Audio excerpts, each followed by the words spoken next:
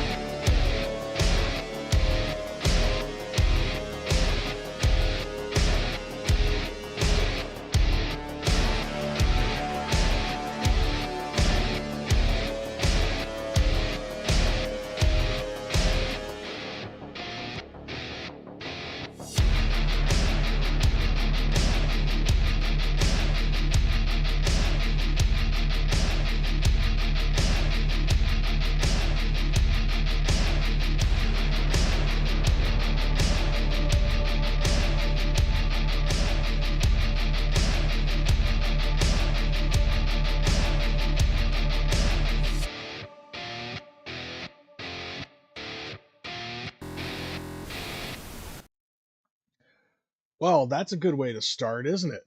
Where the fuck is my camera? What the fuck? Hold on a second, y'all. All right, there we go.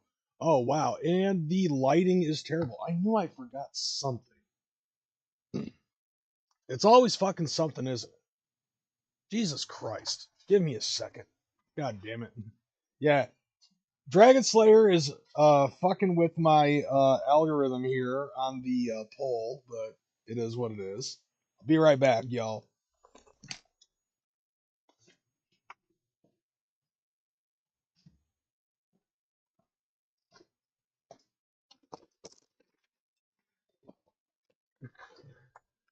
All right, I'm back, and if I sound different, I have a sore throat, so I want to try to pump this out as best and fast as I can. Is my camera blurry? What the fuck? All right, but you can obviously tell the lighting has changed. Lighting is important, but nevertheless. How are you guys doing this week? This week has been absolutely mother fucking insane for me.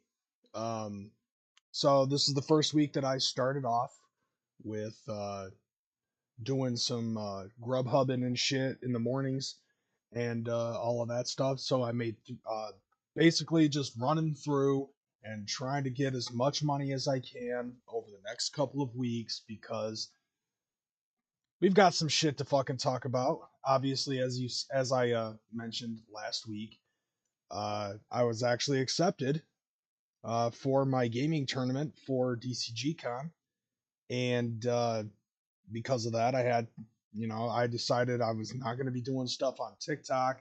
This is basically the only social media thing that I'm doing at this moment. Is doing this. I wanted to keep this because I thoroughly enjoy doing my shit here on the Crazy House. I love talking about Juggalo shit. I love talking about the news and stuff. Um, but I had to stop doing the stuff on Twitch. However, it didn't stop me from where the fuck is it? Oh, where'd it go? It sure as fuck didn't stop me from buying shit because I had to buy another NES Mini. So contained within is the NES is a new NES Mini along with the other NES Minis. So now I have two of them. I am practically fucking set for the show. All I have to do now is I just have to get money down for the hotel, gas, food, merch, and possibly the ticket to go to Juggalo weekend. But I'm set for the show. So even if I weren't able to get the hotel, which I pre-booked, um, I would have to just sleep in my car or find a rat to shack up with at the hotel or something else. But I've already got $350 down, so that's good. I've got that taken care of. Money is being earned. Money is being spent. The whole kit and fucking caboodle. Okay. Now, man, seeing you guys fucking with this poll here is making me giggle a little bit inside, and you'll see why in a bit. But let's just get down to some of the Juggalo shit before we get into the other shit. Okay, so first off, on Instagram, they ended up showing. Hold on a second. Hey, it actually has sound effects now. Did you hear it? Did you hear the sound effect? Hold on. Yeah, see, there you go. Boom. Boom shakalaka. Anyways, they actually set it up the fucking shit. So, this is the exhibit hall that they are doing at the Hawthorne. So, there's probably going to be a very few bit of places that I am going to be checking out. First off, we've got the vendor area. They actually have a tarot reading area over here. The Morton's List Lounge.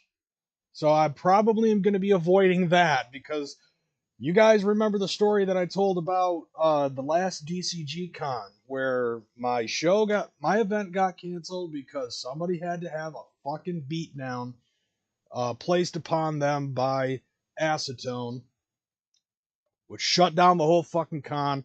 And we took over the whole fucking lobby. We said, fuck it. But there were still people playing Morton's List, and I'm trying to fucking hook my Nintendo up to the TV in the fucking lobby. And there's some motherfucker that's playing hide and seek behind the TV. I don't, like Morton's List is a fucking danger in my view. But, there's going to be some ninjas that are going to fucking do that other shit. Here's one spot that I'm definitely going to be hitting up is the stand-up arcade. They have cabinets, and they better have some dope fucking shit over there. Like, if somebody is able to get an SNK arcade cabinet, I will lose my shit because you could put 4 fucking cartridges in that boy. but I don't know what to expect. They've gotten this down and they've gotten some other shit, but like take a look at some of the areas that they have right here. So they have this main stage, this flavor area, right? This was kind of the spot that I was kind of hoping that my shit was going to uh be at, but it's not. I'll get into that in a minute. We have the inflatable obstacle course, which they had at the last DCG con. Let's see, we got our vendors over here, so that's probably going to be food and drink. I doubt that they're going to fucking have Blunt Man chilling at that vendor area, because I've been seeing a lot of people talk negatively about Blunt Man lately. So we got the Big Baby Chips Casino, so we've got that area. We've got another inflatable games area over here. I don't why we have two of them. Like what the fuck?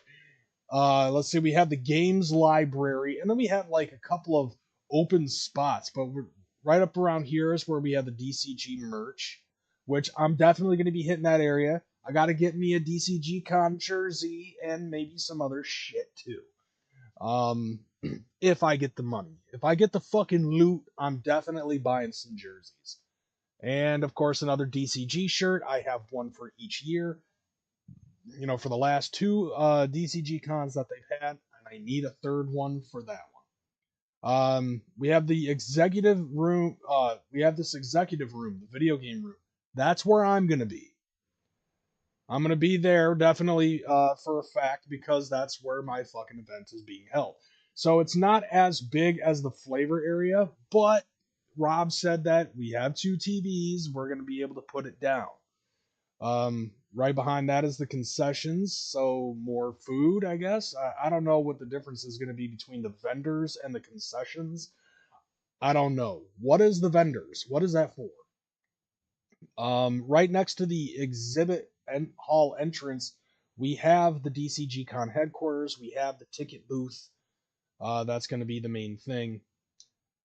Just south of the video game room is going to be the anime movies in one seminar tent, and then we have the nerdy movies, which is going to be the other seminar tent. And then we also have the grand ballroom, which is going to be held for Quest for Shangri-La, Texas Hold'em, and Into the Echo side. However, I am surprised that they don't have a spot for Juggalos Against Sanity. So they're not holding another Juggalos Against Sanity tournament this year. That's kind of fucking questionable. Let's see, Don Chaos saying vendors I think is for like people who like to sell their stuff, kind of like the flea market at the gathering. You might possibly be right, and hopefully you are, because that would be a fresh area to venture through and check out and buy some dope shit. You know, I bet you it's probably going to be a bunch of ninjas just slanging shit like it's Drug Bridge. You know, it's just like a little boxed area or something like that. Like that's going to be the vendors area could possibly be the Drug Bridge of DCG Con. So like they ended up posting this earlier in the week, but then recently they've actually sent out the timeline. So we've got the timeline over here. I don't know how well you guys can see it. I personally can see it just fine, but I have a huge television set. Let's see. So it looks like a vast majority of this shit is going to be going on from 10 a.m. all the way to 10 p.m. So we have 12 hours of shit to do.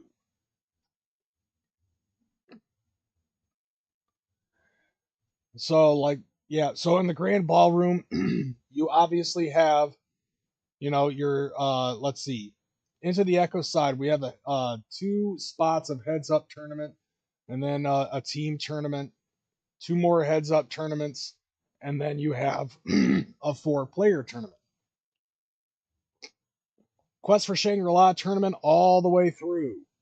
Texas Hold'em, you have your tournament, you have your heads up tournament. So that makes me wonder what's up with the Echo side's heads up tournament. I wonder what that's going to be about.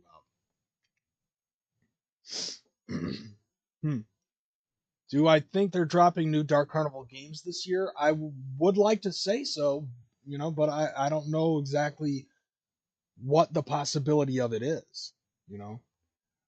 See, in the flavor area, we have 2 hours, the art contest. So we have another art contest. From 1 to 2 p.m., we have Deal or No Deal. 3 to 4 p.m., we have artist autographs. So you spelled it wrong. It's ognographs. What the fuck? 5 to 6, we have the Mad Magician. 7 to 8, we have Juggalo Shark Tank. And from 9 to 10, we have Juggalo Catch 21. So, interestingly enough, I'm noticing this. I'm noticing this fucking timing and shit. Just bear with, all right. So, Morton's List Lounge, Morton's List open questing, Morton's List, from 10 to noon, from noon to 2, Morton's List Ninja Showdown tournament. It's 2 to 4, more open questing. 4 to 6, Window of Dreams tournament. The 6 to 8 is more open questing. 8 to 9 is the Netherworld Seance. And then from 9 to 10, we have more open questing. Baby Chips Casino, free casino gaming for prizes from 10 in the morning until 6 p.m. And then for the next hour, we have from 6 to 7, the prizes are awarded and nothing else after that. All right, so then from 10 a.m. in the tarot reading section, 10 a.m. all the way to 6 p.m., they have the free tarot readings. Then we have the games library. So this is going to be... Okay, I see now. I see. Funny how I just bitched about something, and then boom, it's fucking up on here. So from 10 to 11, we have the Spades tournament and the Catan tournament. Don't know what that is. It is what it is. All right, so from 11 to 1, we have a Monopoly tournament. There better be a fucking, let's see. There better be yep, I knew it. There was going to be a Connect 4 tournament. Let's see, from noon to 1, we have a Suro tournament. And then noon to 2, we have a chess tournament. Interesting. I don't know very many juggalos that actually fucking know anything about chess. 2 to 3, we have the Love Letter tournament. We also have Scrubs present the Scrubtastic Munchkin Madness tournament. What the fuck that is, I don't have any clue. Oh, sure, my fucking... What the fuck is going on with my fucking camera, bro? My camera is on crack.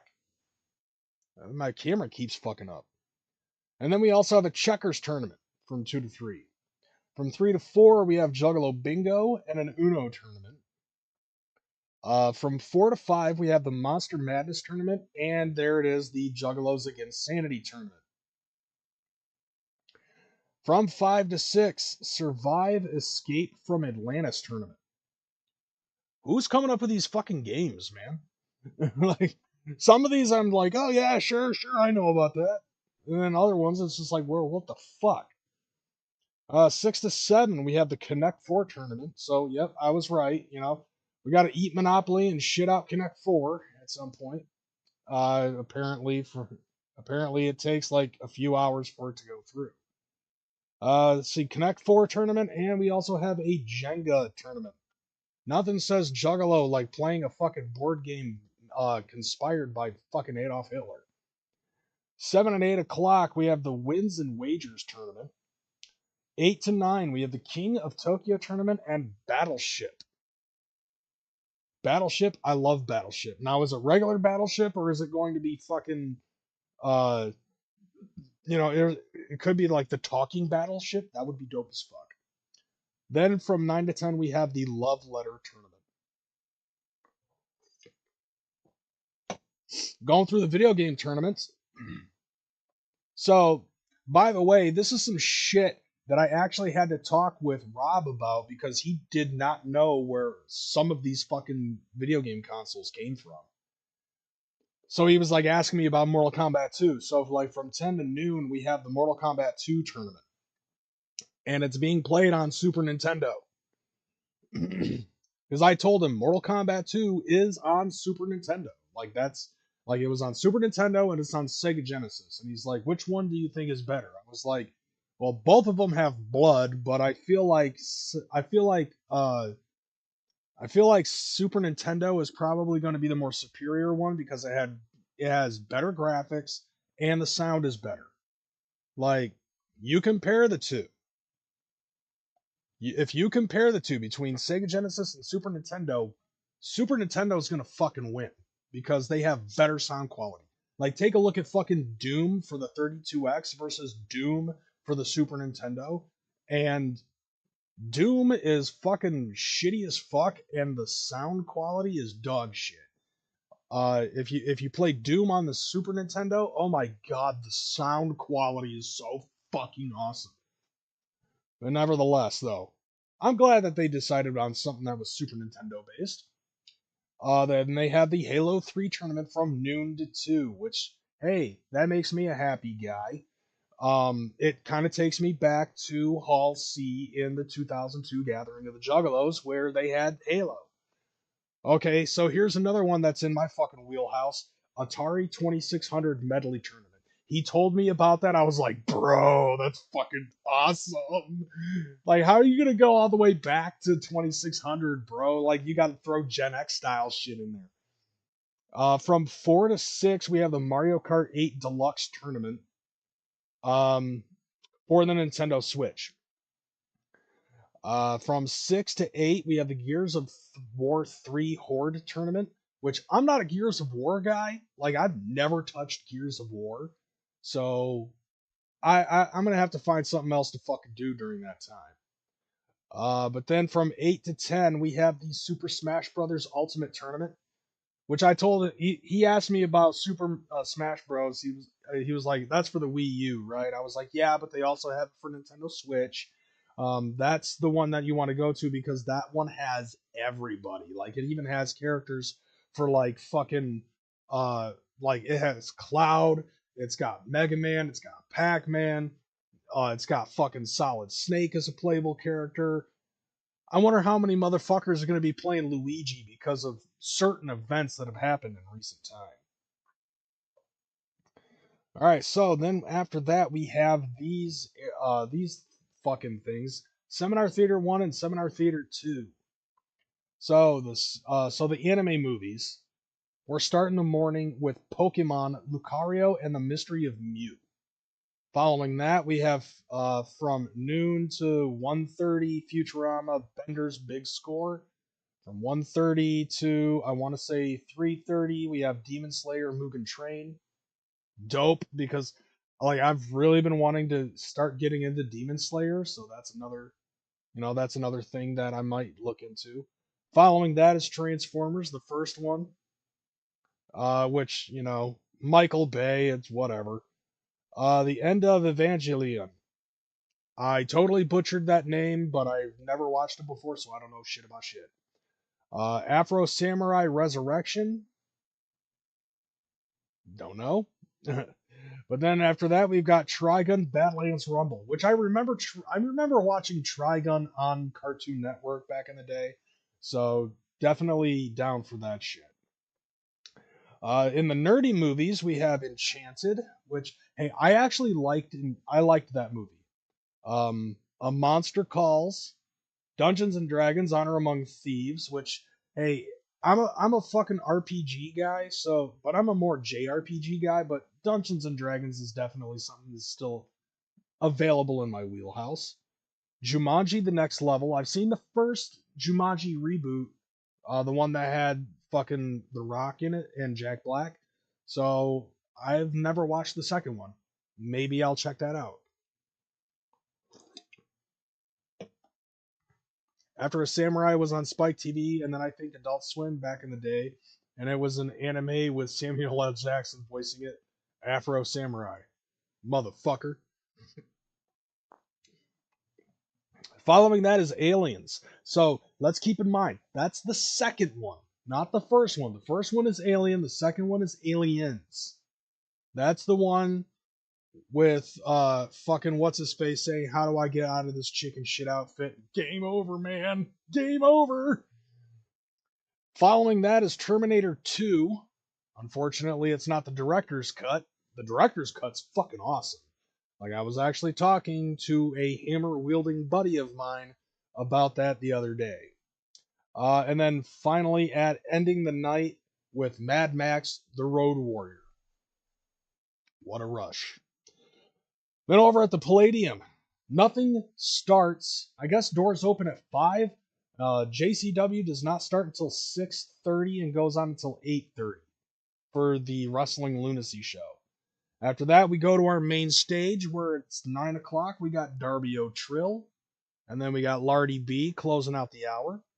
Chris Calico, is Cali Baby at 10:15, and then finally finalizing the night at 11 o'clock with supposedly with ICP's Tunnel of Love show, which you know that basically means that we won't see him until 12:30 the next morning. Don't ask me why. That's just kind of how it is from time to time. Violet J, don't fail me on this and making me look wrong. All right, so then now we got the second night. This is Saturday. So we've got more tournaments in the Grand Ballroom. So we have the heads-up tournaments. We have the 4-player tournaments for Into the Echo Side. And then at 6 p.m. to 9 p.m. is the Masters tournaments. Let's see, the same thing with the Quest for Shangri-La. You have Boom, Boom, Boom, Boom until 6 o'clock. And then that's the Masters tournament there. Texas Hold'em. The only difference is the 2 to 4 is the Bounty tournament. I don't know these different rules on Texas Hold'em. But then 6 to 9 p.m. you have the Masters tournament. Okay, so here's some other ones that might be actually pretty fucking cool. So we got the flavor area from 10 a.m. to 11 a.m. Jump Steady's gaming podcast. I'm gonna show up for that one because reasons, you know what I'm saying? Like, if he's talking about video games and shit, I have to be there just to be a part of listening to him talk about video games and shit. I mean, he and I fucking, like, could have gone the whole day and I could have been late for work when he called me just so we could talk about fucking video games. Like, it was that deep. From noon to 1, we have Who Wants to Be a Thousandaire? As opposed to a millionaire, Who Wants to Be a Thousandaire? That's funny as shit. From 2 to 3, we have our cosplay contest, so expect to see some fucking painted titties. Something like that's going to happen. I just swear to God, I don't want it to happen because this is kind of supposed to be an all ages event. And let's not try to fucking gathering it up, please. I mean, we already discussed the vendor area might possibly be Drug Bridge. From 4 to 5, we have the Nedden game with Insane Cloud Posse. Dope. They already have that added onto their itinerary. From 6 to 7, we got Deal or No Deal. Deal or No Deal was a good show. I loved that. And then from 8 to 9, we have Juggalo Catch 21, which if you haven't seen that with Carlton Banks fucking hosting the show, you gotta watch the Game Show channel. It's on all the fucking time. Let's see, we got the Morton's List Lounge. From 10 to noon, we have the Open Questing. Noon to 2, we have the Chaos Mountain Tournament.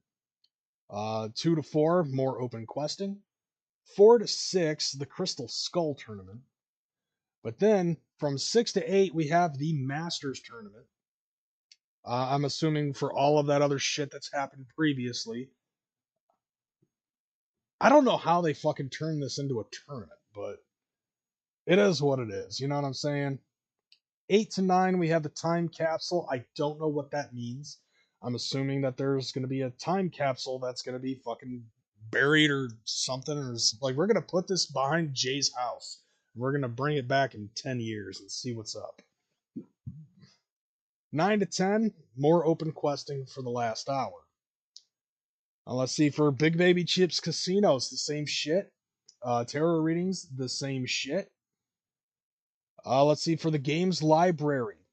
From 10 to 11, we have the Monster Madness tournament, the Uno tournament. From 11 to noon, Survive Escape from Atlantis again. This is where it starts to get a little bit different. Just a little bit.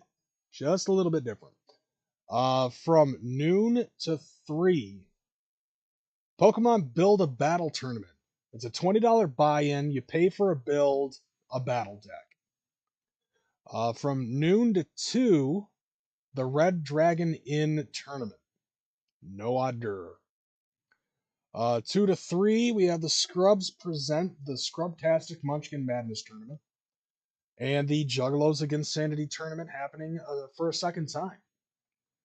From 3 to 4, we got Juggalo Bingo and Love Letter Tournament. 4 to 5, we have Suro Tournament again and Battleship Tournament again. 5 to 6, we have the Catan Tournament again. 6 to 7, we have the King of Tokyo Tournament. I'm assuming these are all the same fucking games. They're just shuffled in different areas. Checkers Tournament.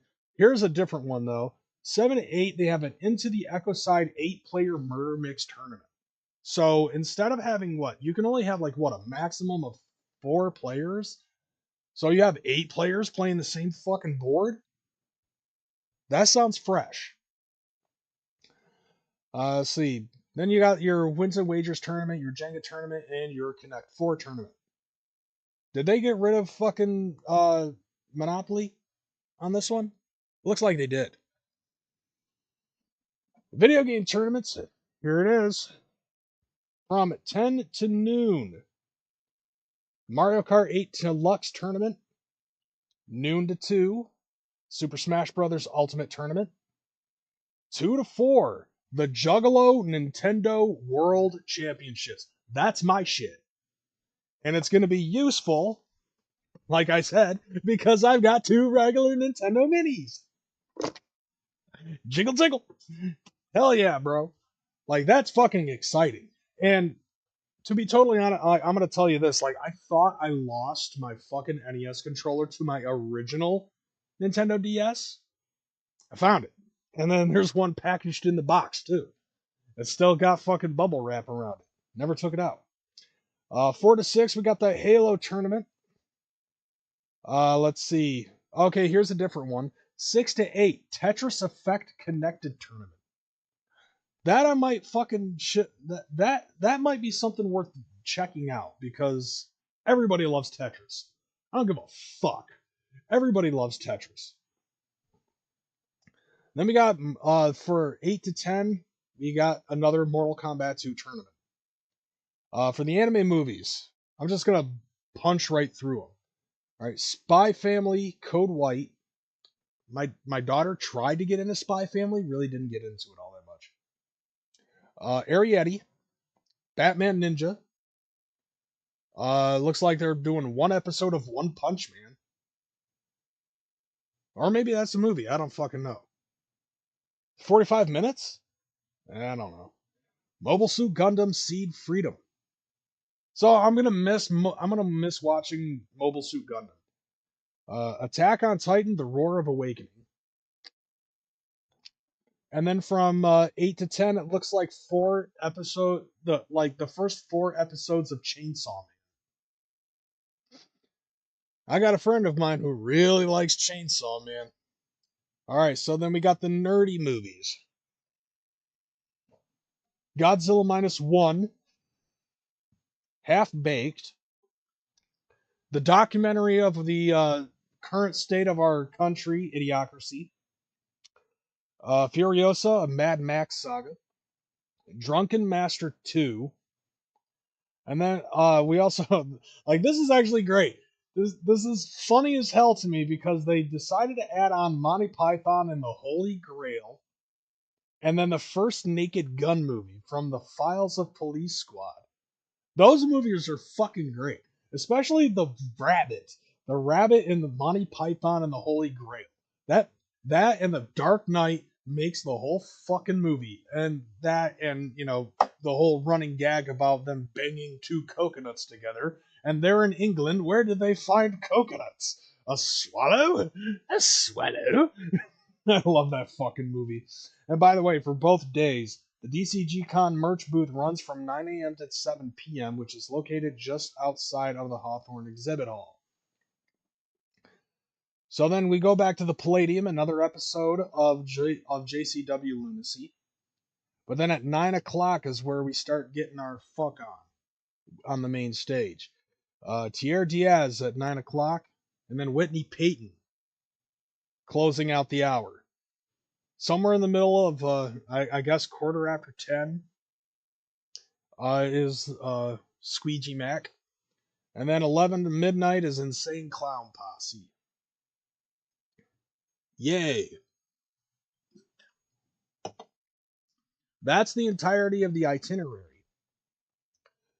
But for the most part, 100%, the one thing that I give a fuck about is my Nintendo World Championship Tournament. And I'm surprised that that's the only one that doesn't have a fucking specific system in parentheses. Because I told him, dude, it's regular NES.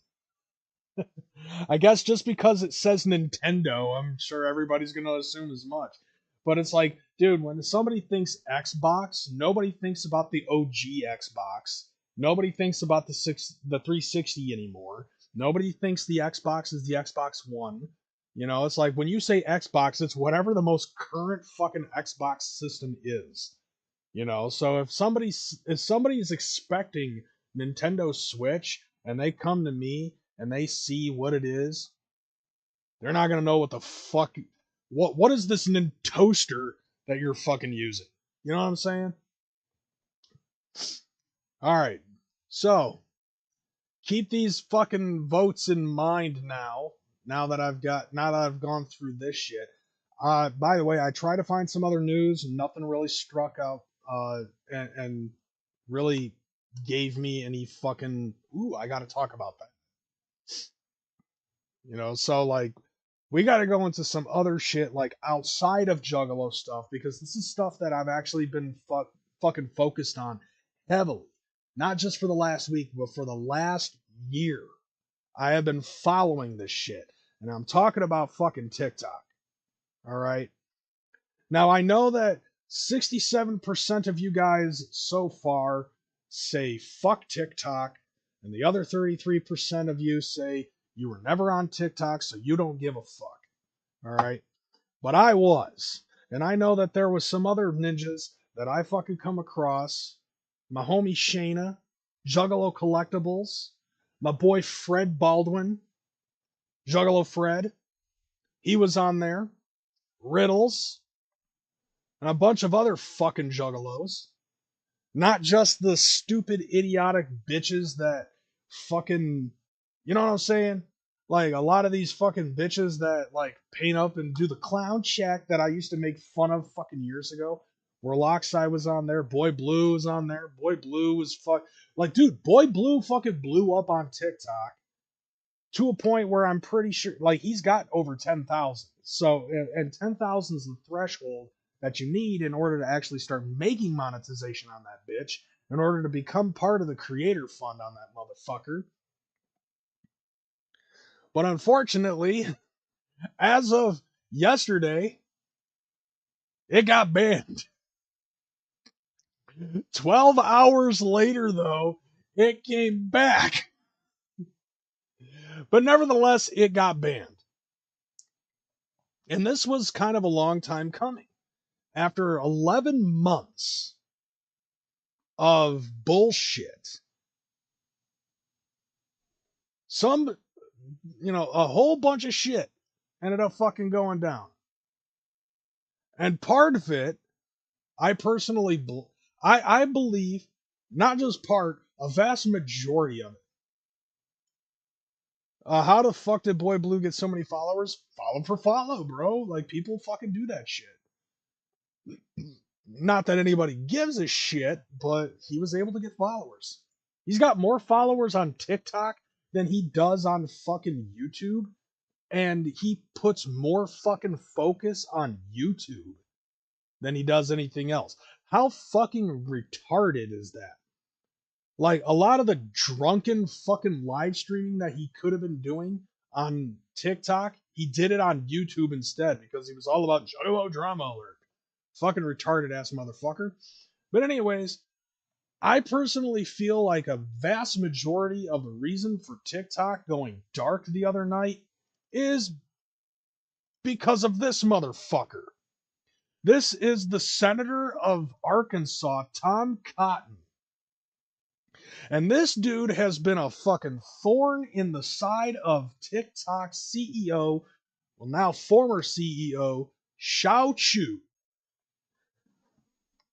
And I think it's fucking hilarious because this dude is unhealthily obsessed with the idea that TikTok was a fucking Chinese communist spy app. That there was nothing that could be said to this son of a bitch that could make him think otherwise. So I'm about to show you a video from Forbes of him questioning Shao Chu at the congressional hearing 11 months ago, which, by the way, I took an excerpt out of that. Not of Tom Cotton, but of another fucking person in the Senate or Congress. I can't remember which one it was. And this video has almost 4 million views on this motherfucker, and it's gone viral 4 times in the last 11 months.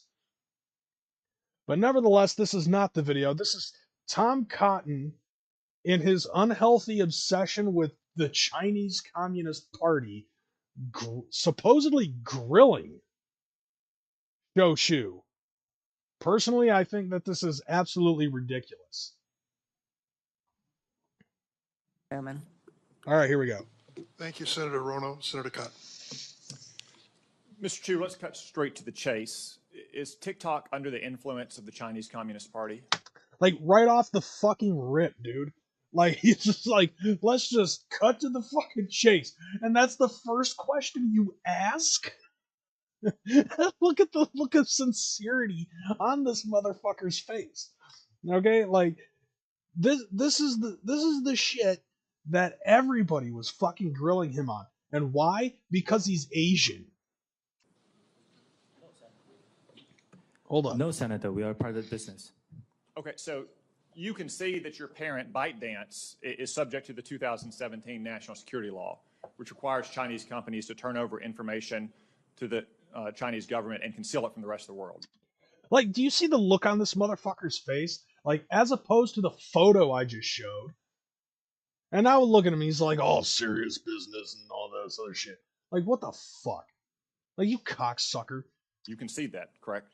Senator, the Chinese That's no business. question. You can. See, yeah, that's why that right there is the only reason why he thinks that he's part of the Chinese Communist Party. He's Asian.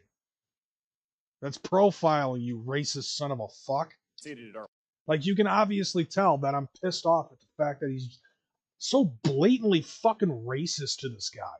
And I swear to God, Shou Chu has the fucking patience of a goddamn saint. With how many times that he was asked about whether or not he was part of the Chinese Communist Party, if it was me, I probably would have jumped that fucking table. Any company that does, any global business that does business in China has to follow their local Okay. laws. Isn't Yeah. it the case that ByteDance also has an internal Chinese Communist Party committee? Like I said, all businesses that operate in China have to follow their local laws. So your parent company is subject to the national security law that. Like, what the fuck? You see how he's grilling him? Basically, he's asking him the same question with different wording in the hopes that he's going to get a fucking different answer and be like, what the fuck? These are the people that run our country, bro. Requires it to answer to the party. It has its own internal Chinese Communist Party committee. You answer to that parent company, but you expect us to believe that you're not under the influence of the Chinese Communist Party? I understand this concern, Senator. Okay, so let me get this straight. If you work with somebody who's Chinese, you are automatically a part of the Communist Party. Like, that's what he's trying to fucking say here. I'm starting to think that the look on his face, he's like, Did I just say what I think I said? I can't fucking back down. I got to double down on this questioning. Which is why we built Okay, it was, Project it was a Texas. yes or no. Yeah, see, like what he just said. Hold on a second. Let me rewind it so that way I don't interrupt show, and you can listen to what he said again. You answer to that parent company, but you expect us to believe that you're not under the influence of the Chinese Communist Party? I understand this concern, Senator, which is why we built Okay, it was Project a yes, Texas. it was a yes. Okay, right there. So if you don't know what Project Texas is, Project Texas is basically a fucking okay, so what's the simplest way that I can explain this? Project Texas is basically where all of the fucking information coming into TikTok is stored onto a server in Texas, and it is overseen by a third-party company called Oracle. So ByteDance, TikTok's parent company, doesn't get to touch it. All of the American data that is stored on American soil. So where Tom Cotton's problem is, I don't know. It just seems he has a fucking hate boner for Asians. That's how it comes across. Yes or no question. Okay. But you used to work for ByteDance, didn't you? You were the CFO for ByteDance? That is correct, Senator. In April 2021, while you were the CFO, the Chinese Communist Party's China Internet Investment Fund purchased a 1% stake in ByteDance's main Chinese subsidiary, the ByteDance Technology Company. 1%. They own 1% of TikTok. And apparently that's enough to fucking go after an app to ban it from the United States. 1%. The CFO, the Chinese Communist Party's China Internet Investment Fund purchased a 1% stake in ByteDance's main Chinese subsidiary, the ByteDance Technology Company. In return for that so-called 1% golden share, the party took one of 3 board seats at that subsidiary company. That's correct, isn't it? It's for the Chinese business. Is that correct? It's for the Chinese business, yes. That deal was finalized on April 30th, 2021. Isn't it true that you were appointed the CEO of TikTok the very next day on May 1, 2021? Well, it's a coincidence.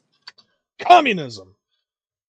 Like that's what it is. It's just that 1% of somebody in China owning the rights to ByteDance as a conglomerate, and then he becomes the CEO of TikTok.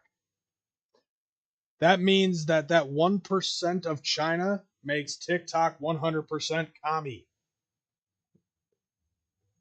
The math ain't mathin', Tom.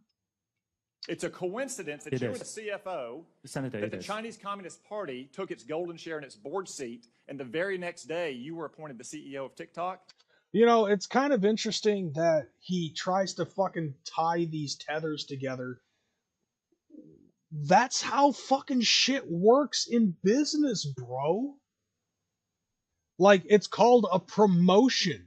You know how you used to be a fucking cock gobbler at the bottom rung of the government and now you're a senator? Tell me for a fact that this dude does not realize that he is acting exactly the same way that he suspects everybody in China to fucking act. And he doesn't even realize it. That's a hell of a coincidence. It really is, Senator. Yeah, it is. Okay. Yeah, I love that. Like, he just fucking broke him, bro. And before ByteDance, you were at a Chinese company called Xiaomi, is that correct? Yes, I used to work around the world. Where did you live when you worked at Xiaomi? I lived in China, like many expats. Where exactly? In Beijing, in China. How many years did you live in Beijing? Senator, I worked there for about 5 years. So you lived there for 5 years? Yes. Isn't it the case that Xiaomi was sanctioned by the United States government in 2021 for being a communist Chinese military company? I'm here to talk about TikTok. I think they then had a lawsuit and it was overturned. I can't remember the details. It's another company. The Biden administration that reversed those sanctions. See how he's trying to fucking twist that shit?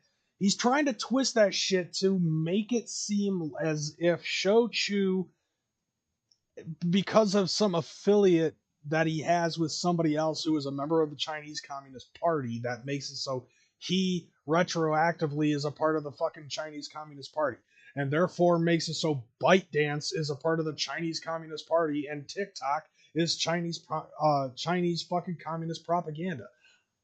How does this dude fucking do these cartwheels in his head? That's paranoia. Like, this is absolute blatant paranoia, and was live on C-SPAN. It's just like, by the way, they reversed the terrorist designation on the Houthis in Yemen. How's that working out for them? But it was sanctioned as a Chinese communist military company. So, okay, what does you that said have to today, do with as you TikTok, often you say, that stupid you son of a live in bitch? Singapore. Of what nation are you a citizen? Right here. Singapore. Are you a citizen of any other nation? No, Senator. Have you ever applied for Chinese citizenship? Senator, I served my nation in Singapore. No, I did not. Do you have a Singaporean passport? Yes, and I served my military for two and a half years in Singapore. Do you have any other passports from any other nations? No, Senator. Your wife is an American citizen. Your children are American citizens. That's correct. Have you ever applied for American citizenship? No, not yet. Not yet. Here it comes. This is the best part of the whole fucking thing.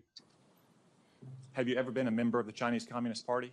Senator, I'm Singaporean. No. Have you ever been associated or affiliated with the Chinese Communist Party? No, Senator. Again, I'm Okay. Singaporean. Let me ask you some hopefully simple questions. You said earlier, in response to a question, I love that. Senator, I'm Singaporean.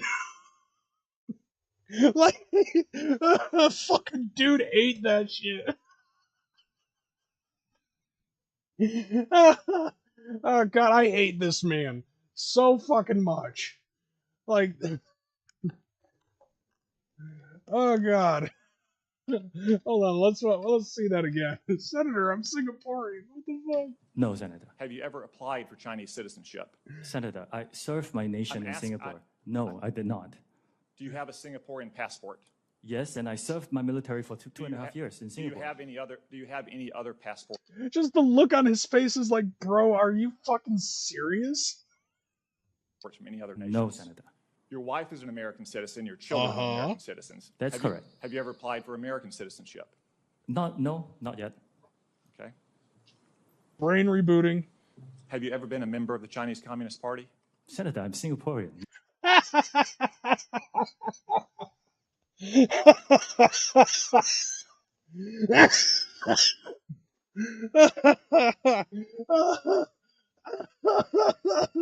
I love that line. And by the way, like, when oh shit, I broke my fucking camera again. Oh god. Oh god damn, that was fucking beautiful. Just, what was I saying? Oh god. Oh yeah, so more news came up, which we will be fucking talking about later. But everybody on fucking TikTok, like, whenever Tom Cotton is fucking brought up, everybody just goes, Senator, I'm Singaporean in the comments. There's some people that are like, Singapore, I'm Senatorian. Just the dude is fucking stone faced trying to be fucking serious about this shit. Fuck this dude. No. Have you ever been associated or affiliated with the Chinese Communist Party? No, Senator. Again, I'm Okay. Singaporean. Let me ask you some hopefully simple questions. You said earlier, in response to a question, that what happened at Tiananmen Square in June of 1989 was a massive protest. Did anything else happen in Tiananmen Square? Yes, I think it's well documented. There was a massacre. Yeah. And did you have anything to do with that? Are you a Chinese communist spy? Bro, he's not even old enough to fucking do anything involving Tiananmen Square. And I'm sure by that time he was either in the army for Singapore or he was a fucking child. Was it Yeah. the indiscriminate slaughter of hundreds or thousands of Chinese citizens? Neo Verso, it was 12 hours, not 24. And it wasn't everybody, it was just Gen Z and Gen Alpha. I was fine because I have YouTube. I sat around and watched The Amazing Atheist for a good portion of the day. Do you agree with the Trump administration and the Biden administration that the Chinese government is committing genocide against the Uyghur people? Senator, I've said this before. I think it's really important that anyone who cares about this topic or any topic can freely express themselves on TikTok. It's a very simple question that unites both. I mean, granted, he was asking him directly, but at the same time, it's like, he came here to talk about TikTok. He didn't come here to talk about Tiananmen Square and fucking genocide and all that other shit. Which, by the way, I did spend a good portion of my day today. I watched a documentary about the transfer of power from Mao Zedong or Zhao Zedong. If you watch the fucking Drunken Peasants, you know who I'm talking about. Now to Xi Jinping. Oh my god, it's fucking eye-opening and insane. With parties in our country and governments around the world, is the Chinese government committing genocide against the Uyghur people? Senator, anyone, including, you can come into TikTok yes, and talk about this topic. I'm asking you, or any topic that matters to you. You are a worldly, cosmopolitan, well-educated man who's expressed many opinions on many topics. Is the Chinese government committing genocide against the Uyghur people? I mean, if you watch fucking documentaries, the answer to that question is yes, but what does that have to do with him or TikTok? Like, you see how he completely diverted from the original topic, which was supposed to be about whether or not TikTok is bad for you, and he fucking is just like obsessed with the Chinese Communist Party. Actually, Senator, I talk mainly about my company, and I'm here to talk about what TikTok does. Right. I'm with Shao on this one. Yes or no? You're here to give testimony that's truthful and honest and complete. And he is. He is truthfully and honestly telling you that you're wasting your time and asking these stupid, asinine questions that have nothing to do with TikTok. Let me ask you this. Joe Biden last year said that Xi Jinping was a dictator. Do you agree with Joe Biden? Is Xi Jinping a dictator? Senator, I'm not going to comment on any world leaders. Why? That's a smart move. And the reason being for that is, like, he's trying to fucking bait him. Knowing that this is on public television, Xi Jinping could be watching that shit. There is a rule in China, with it being a communist country, where if you say anything negative about China, and you try to fucking go to China later on, you could get arrested just as you're fucking like offboarding the plane. Like, and that is reason enough. I mean, this guy fucking banned Winnie the Pooh just because some people jokingly compared the look of Winnie the Pooh to how Xi Jinping looks, and he didn't even think it was funny. So now you can't even talk about Winnie the Pooh anymore. They're like, who's your favorite fucking Disney character? Every Japanese person is probably going to say Winnie the Pooh. I want you to answer these very simple questions. I mean, not publicly, but But at the same time, you can't really talk about this shit publicly because there are 2 fucking security cameras to every one person in every major city in China. That was in the documentary I was watching as well. So, like, and on top of that, like, their AI algorithms are so fucking in depth that they can see they can see facials, they can see what cars are being driven, who's driving the car, based off of the fucking license plate on the front or the back of the vehicle. They see anybody who's riding on bikes. They can see whoever's walking around. If you thought that we were on camera all day long on 24 hours a day at all angles at all hours of the day, China's got us fucking beat. Which, by the way, I believe Hong Kong and Taiwan are also fucking part of China. So, there is that. Senator, it's not appropriate for me as a businessman to comment on world leaders. Are you scared that you'll lose your job if you say anything negative about the Chinese Communist Party? I disagree that. You will find content that is critical of China on our platform. The next time you go on, are you scared that you'll be arrested? Yeah, see, like, you would think that right there would be like, okay, he just said, you will find content on our platform that is critical of China. Don't you think that if China was actually a Chinese fucking communist spy app, motherfuckers would be coming at our doors if we said anything negative about China? Like, don't you think that might be the fucking case? arrested and disappear the next time you go to mainland Hold on. lose your job if you say anything negative about the Chinese Communist Party? I disagree that. You will Are you find scared content you'll that be is critical of arrested and China on our disappear platform. The next time you go on, are you scared that you'll be arrested and disappear the next time you go to mainland China? I mean, that is a thing. That does fucking happen. Senator, you will find content. They won't admit it, but it does fucking happen. They call it a relocation center. Or actually a re-education center. That's critical of China and any other country freely on TikTok. Okay. Let's turn to what TikTok, a tool of the Chinese Communist Party, is doing to America's youth. Oh my God. Okay, you do realize that it's not just America's youth, right? Why does this guy talk so quick? Did you like smoke crack before this interview? For real though. God damn this fucking camera. I think it's because it's cold in my mom's basement. Alright, where are we? Here we go. Does the name Mason Edens ring a bell? No.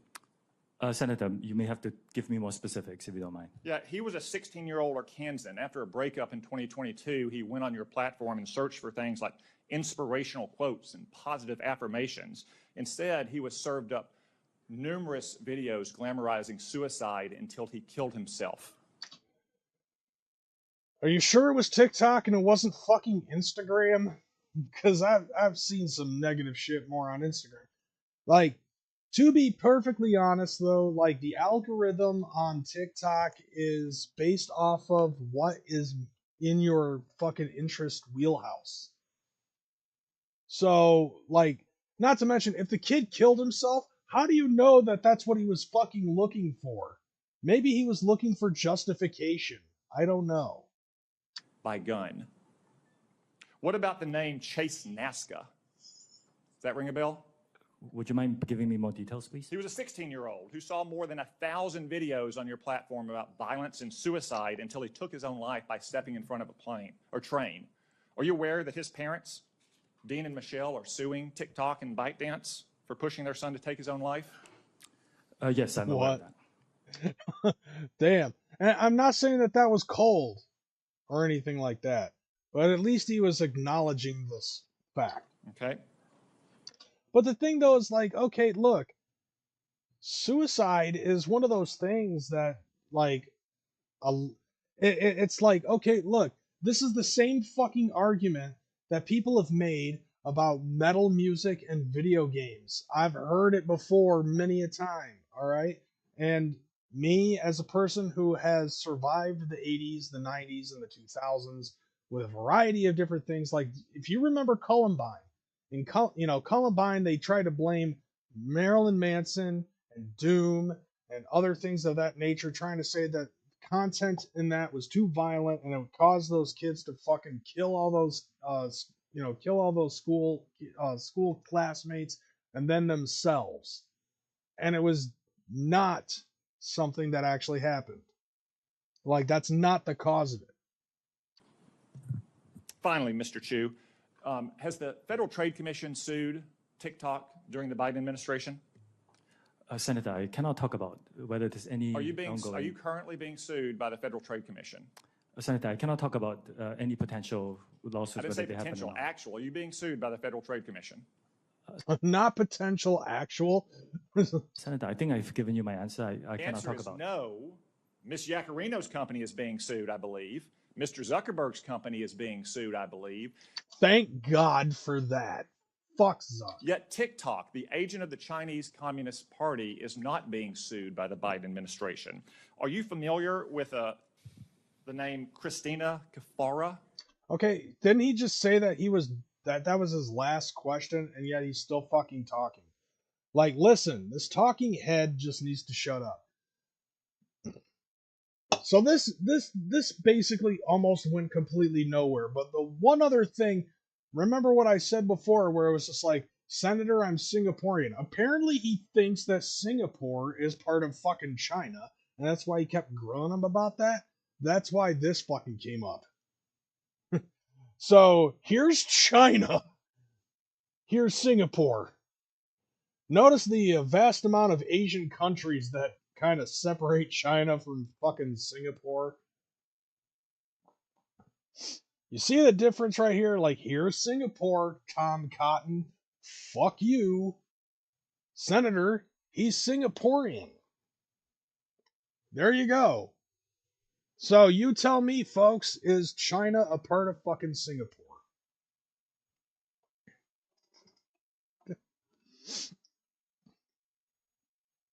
I know. That's what I'm saying. Like, I personally feel like he has like some sort of a fucking hidden agenda. Now, the thing though is that, okay, so if you saw at the top, at the top left of that video, that was taken at the end of January of last year. Now, this went on for about a week. All right. So, like, there were a variety of different times that Xiao Chu had to fucking talk to the Senate and Congress and all of that other shit. So then we go through and it's like, okay, they have 9 months. They gave them 270 days on the stipulation. During that time, there were a vast majority of fucking things that went down involving trying to fucking ban TikTok. So they fucking had, and at the same time, President Biden is funneling money over to fucking Ukraine to help out with their war against Russia. And the reason why I bring this up is because eventually there was an aid package. Like, okay, so I'll put it to you this way. They tried, the House of Representatives tried to do a fucking bill. They tried to sign a bill. They tried to pass a bill to ban TikTok. All right, so they didn't fucking do it. Like, they couldn't do it. Too many fucking people voted no on it. So then what they did was they mixed it in with an aid package for 3 different companies to get billions of fucking dollars. All right, so it's just like, okay, we're going to send money to Ukraine. We're going to send money to Taiwan. We're going to send money to this other fucking country, and we're going to ban TikTok. And they did that on purpose because if the Senate voted no against it, oh, well, they're just all assholes. And I remember watching that fucking live on C-SPAN, where it was like this aid package ends up fucking getting passed, and all of these different fucking senators are waving Ukraine flags. Like, oh yeah, we're doing a good thing. We're fucking doing this to fucking help out with the Ukraine and shit like that. Meanwhile, our fucking country is burning alive or getting drowned to death, depending on what side of the country you're on. And this fucking aid package caused it so TikTok had 290 days to sell to an American company. Otherwise, it was going to get banned on the 19th, tonight. It was, and what happened? Nothing happened. Like, TikTok and ByteDance did not sell to an American platform user or individual or company or anything like that. And so as of 10:30 last night, it ended up going dark. And then it was dark for like 12 to 14 fucking hours. And surprisingly, it fucking came back on. During that time, though, as the days were drawing near, on the 15th, Senator Ed Markey ended up putting out a bill because people were getting fucking pissed. There's way too many fucking people that are on TikTok. Like, keeping this in mind, there's 170 million fucking users on TikTok in America alone, right? And the more that shit has been going down in this country, the more people have been getting pissed off. The more shit that Joe Biden was fucking doing, giving money to Ukraine, meanwhile fucking completely ignoring all of the fucking things that were going on in the Carolinas and Florida and Tennessee. Like, and at the same time, it was like Kamala Harris was fucking running for president along, and so was Trump. When North Carolina got fucking hit with that goddamn hurricane, nobody in Congress, nobody in the Senate, President Biden or Kamala Harris, none of them fucking did anything until Donald Trump went over there to oversee the shit himself. And that was after he got shot, right? So what do they do in retaliation? Oh, they're like, okay, we're going to try to give aid to everybody in North Carolina that was affected. Oh, awesome. Cool. How much? $700. Oh, you mean just like the fucking time that that shit happened in Maui? You're only going to give them $700? Yeah, we're going to give them $700 if they qualify. What about the people in Florida? $750. And then fucking Los Angeles burns to the ground. Oh yeah, the Americans are going to pay for that over the next 6 years 100%. What the fuck are you thinking? Like, what the fuck is going on in our country? Why is it that North Carolina and Tennessee and fucking Florida and Hawaii all get fucked, but California, Los Angeles, California, ends up getting a fucking buyout from the entire fucking country? All while at the same time, Joe Biden is giving billions of dollars to fucking Ukraine to help out with the war. After Donald Trump has basically said, once I'm in office, we're ending all that shit. We're ending the war in fucking Russia and Ukraine. We're going to end the fucking war with fucking Hamas and Israel and Palestine. All that shit, that's going to go away. I think there's something going on Iran. We're going to take care of that shit too. Why? Because I'm Donald Trump and I'm a fucking genius. That's how it's going to fucking go down. So, all the while, that shit's fucking going down.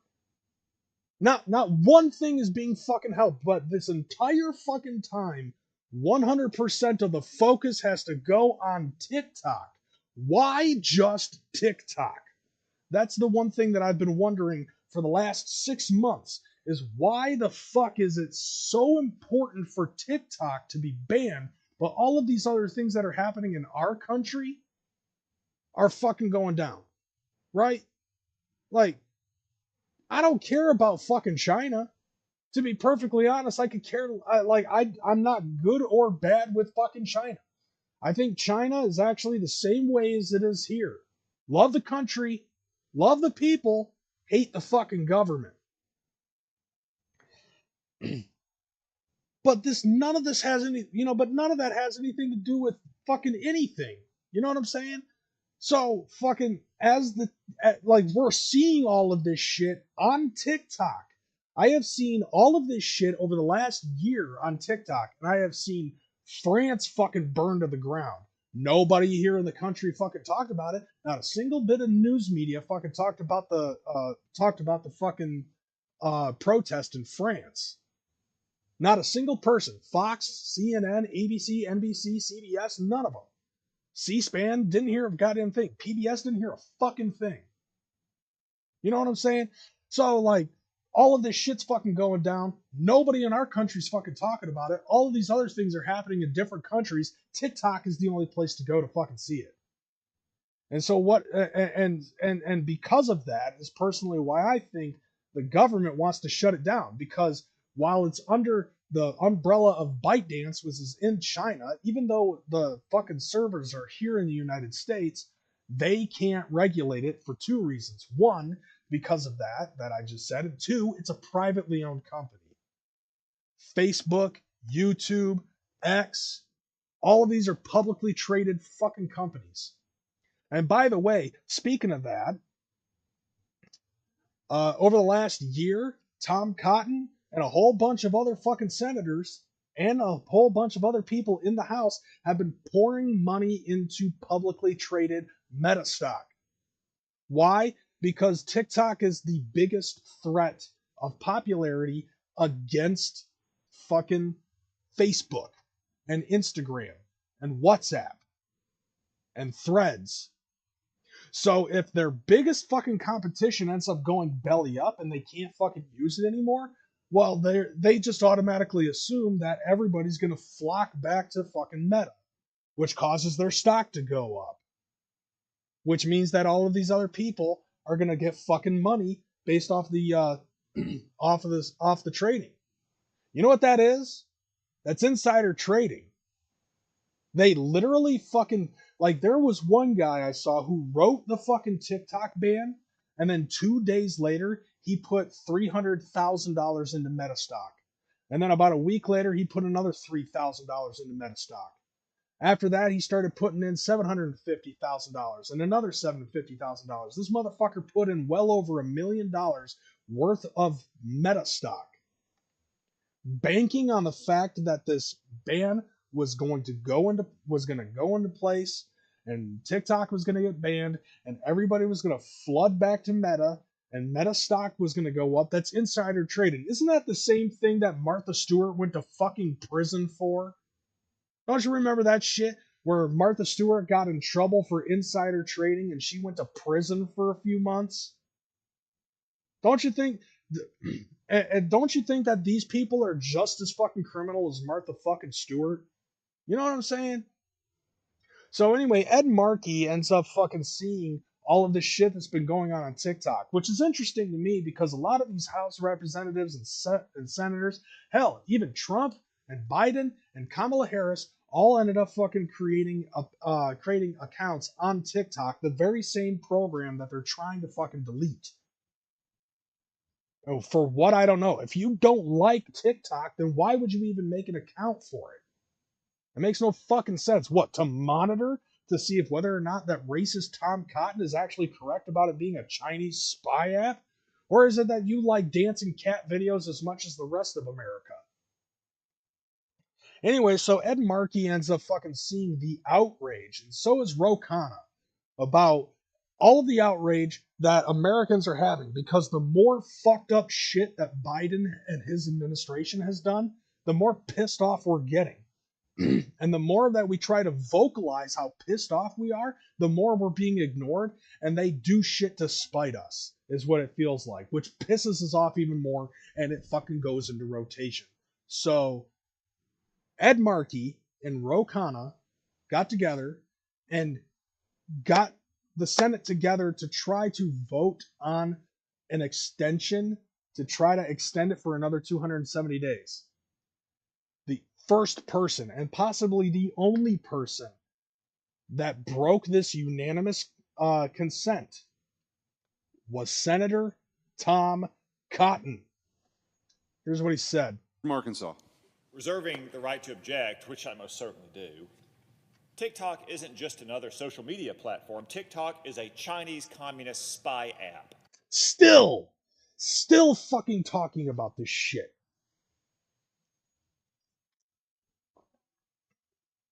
Why? Why does he keep saying this shit? Not once have I, until this came out, not once did I have any Chinese propaganda placed on my shit. You want to know what the vast majority of the stuff I watch on TikTok is? Other than Juggalo related content, I also have tarot readings coming up on my shit because I like watching tarot readings. It's actually very calming. And some of those broads have very nice fucking bodies, and I like looking at that shit. But I also watch shit. Yeah, that's what I'm getting at. He uses communist spy app and psyop shit as a buzzword. Okay, so like a vast majority of the stuff that I watch, Juggalo related content, TikTok, like TikTok tarot readings. I watch fucking stuff about the news.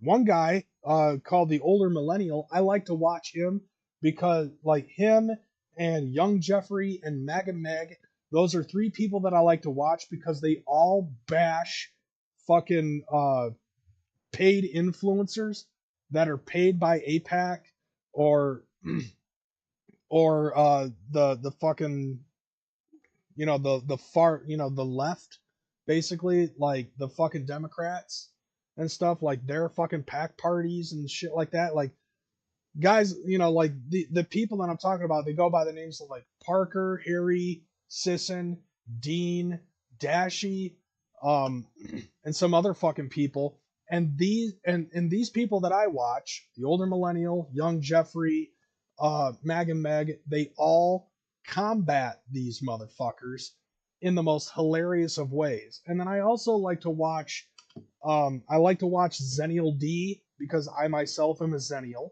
and I can relate to his content. I also like to watch Nick Harrison, the Real Slim Sherry, Kelly Mano, the Dad Bod Veteran. I like watching them. They're Gen X people, and they talk about Gen X stuff. Now, me being a Zennial, I was raised in the millennial age as a Gen Xer. You know, so like everybody that got in trouble with in school for, you know, doing that shit, that's them. And I grew up watching that shit, and I can relate to a lot of the stuff that they say. You know, so I watch a lot of millennial shit. I watch a lot of Gen Z shit, or I watch a lot of Gen X shit. I watch the in between, which is, I guess, one of the main reasons why I'm very fluent in pop culture. You know, so I watch a lot of these other stuff.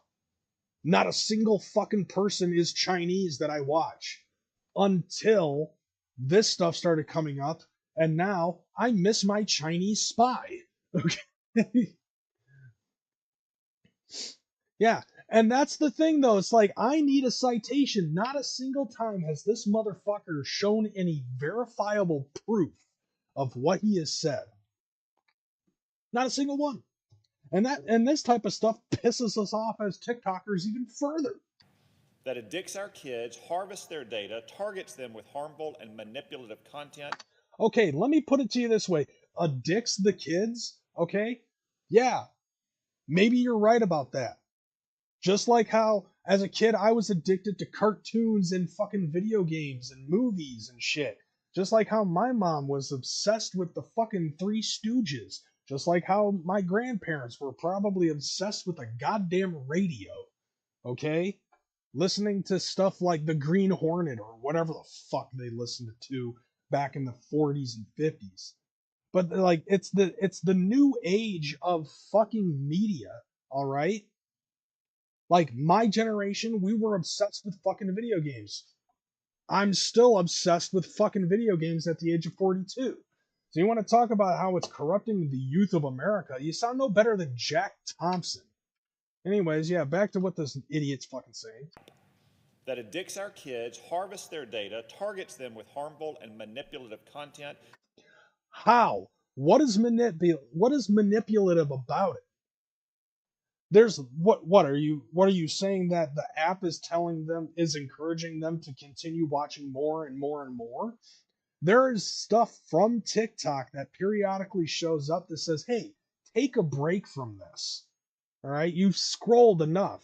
Take a 5-minute fucking break. Go into the kitchen and get a drink. And then you want to talk about data harvesting. What about Facebook and Twitter and Instagram? Fuck, Facebook Messenger is the worst of them all. Never once have I actually been on TikTok and thought about a specific item and then an ad for it just pops up. Facebook's algorithm knows what I want before I want it. That's how fucking strong that algorithm is. But the Facebook algorithm, hell, the Meta algorithm altogether is based off of consumption. So you want to talk about how do they know that? How do they know what I want before I even think about what I want? How is it that I can go on Chrome and fucking Google something out of blind curiosity, and then when I go on Facebook 5 minutes later, there's an ad for it? Never once have I seen that on fucking TikTok. So you want to talk about fucking data harvesting? Facebook is the worst of them all. And on top of that, like, Facebook is a fucking repeat offender when it concerns fact checking.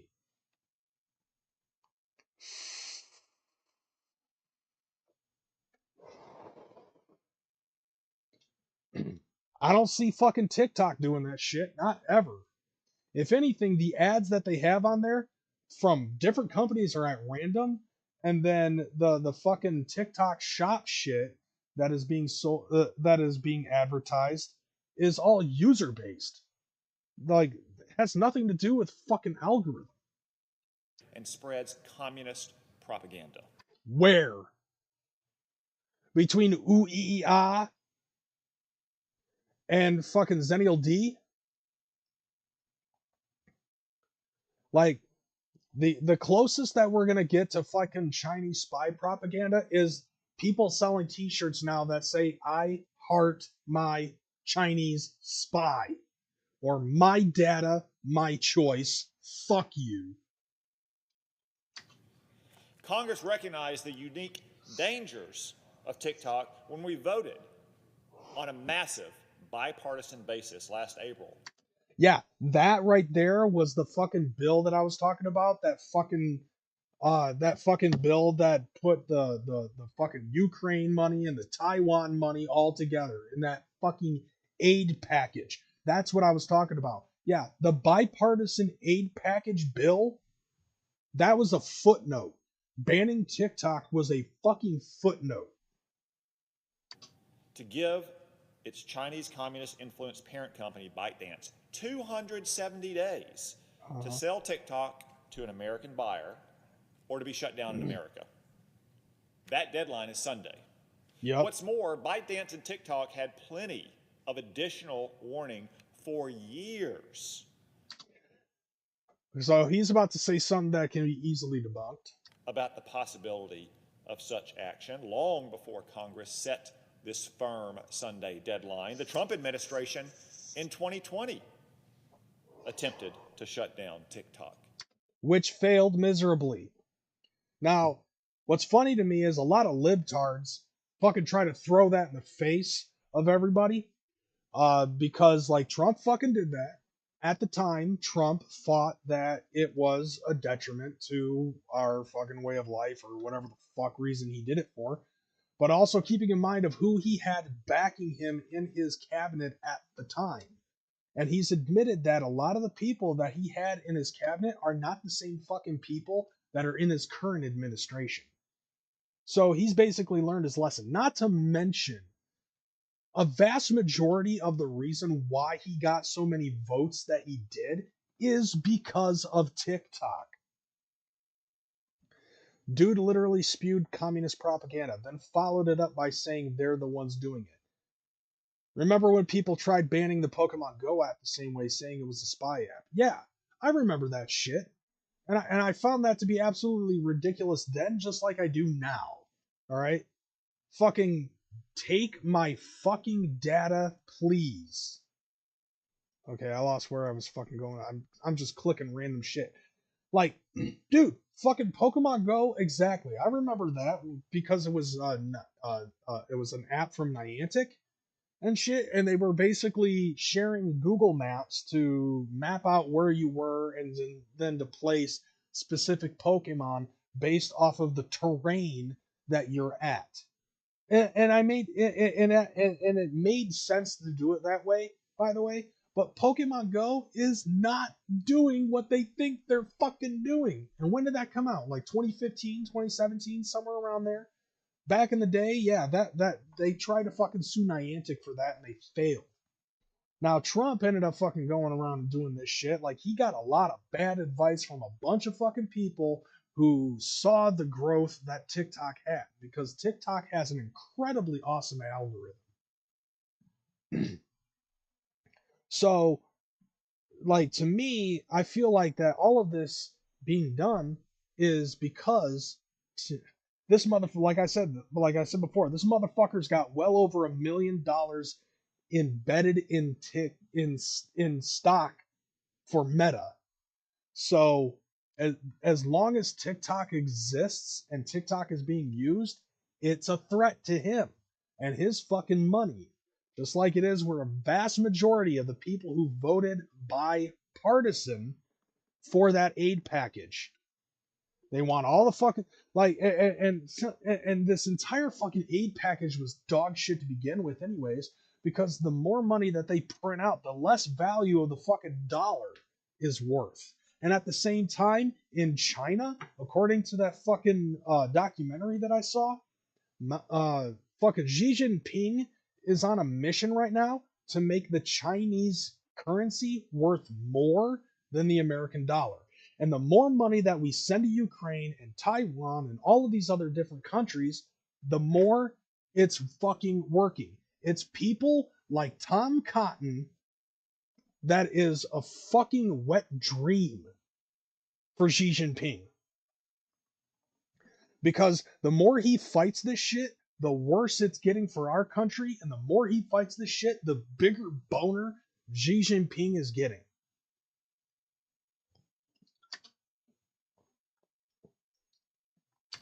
So there was no rush, as the senator from Massachusetts asserted. We didn't pull the rug out from under TikTok, and we didn't ban it.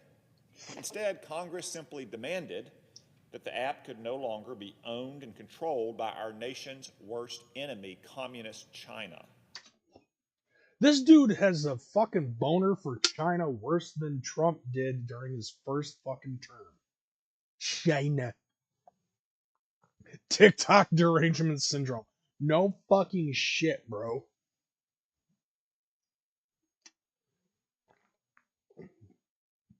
Not only the growth of the platform, but there's not many Pokemon Go haters compared to with the numbers of all the TikTok haters in the US.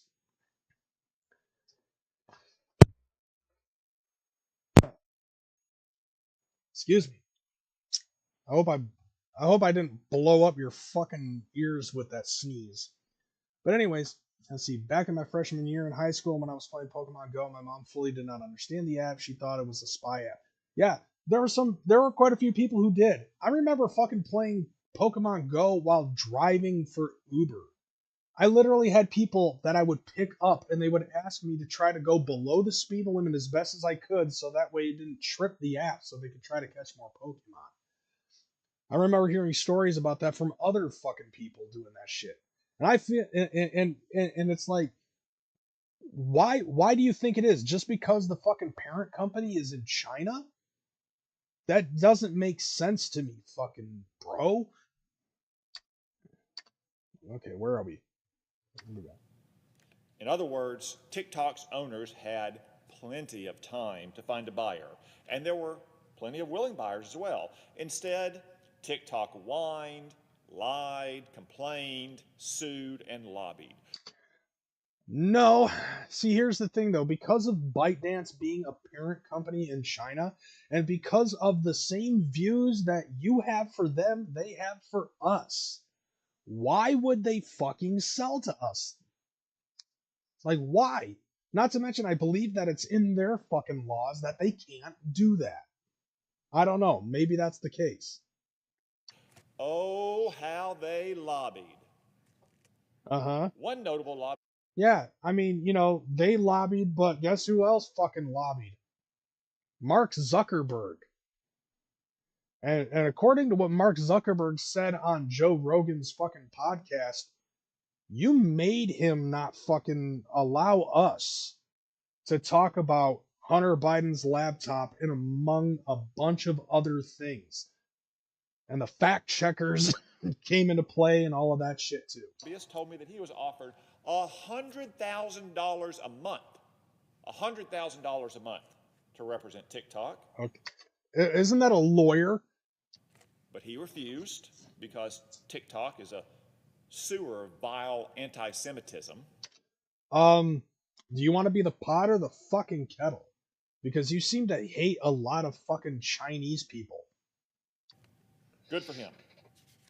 Unfortunately, I can't say that for the army of lawyers and lobbyists who saddled up on behalf of Communist China. No, they were doing what was right in terms of freedom of speech and freedom of expression, freedom of the press. Our First Amendment rights that you just so decided to fucking violate because of the American users that are on that motherfucker? Because of your paranoia about your fucking Chinese communist boner? They know who they are.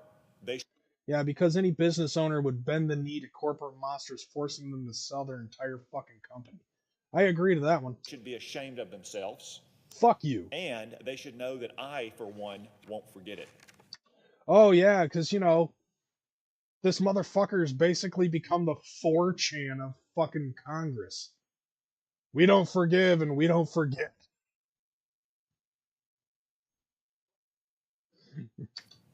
Yeah, no shit.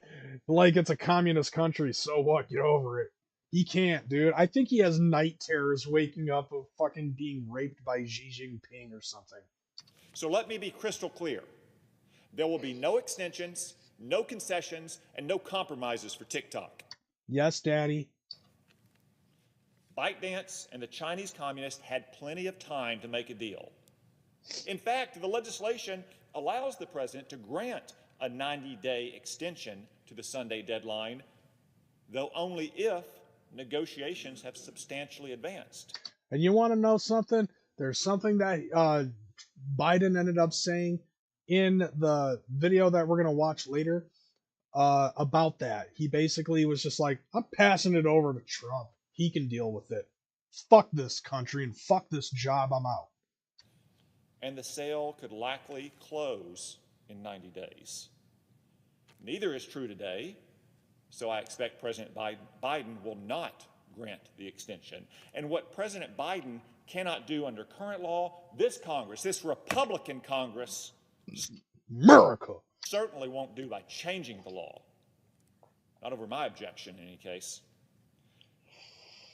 And isn't it telling that ByteDance says Communist China blocked the sale of TikTok for these last 9 months? What exactly does that tell us? It tells me that you fucked your wife fully clothed. Tell me that this guy looks... Tell me this is the look of a guy who fucking puts his penis through the fucking underwear hole to have sex with his wife. Like, that's... Like, I feel like that's truth. Although, it's probably... I have about as much sufficient evidence of that as he does of TikTok being a communist spy app. Exactly what I said earlier. TikTok is a Chinese communist spy app. I think he just jizzed a little bit more every time he says communist. Consider one reason why the bill passed with such a huge bipartisan vote in April. Namely, the backlash against TikTok for its deranged lobbying campaign against the bill. Okay, but you know, when you were questioning Xiao Chu, not once, like there was very little to to the debate on TikTok that had anything to do with fucking TikTok. As the bill was being considered by a House committee, TikTok sent push notifications to its users. I never got one. All I saw was like there was like a push notification. It wasn't a push notification, but it was a pop-up when I opened up the app, and it was basically explaining what had happened.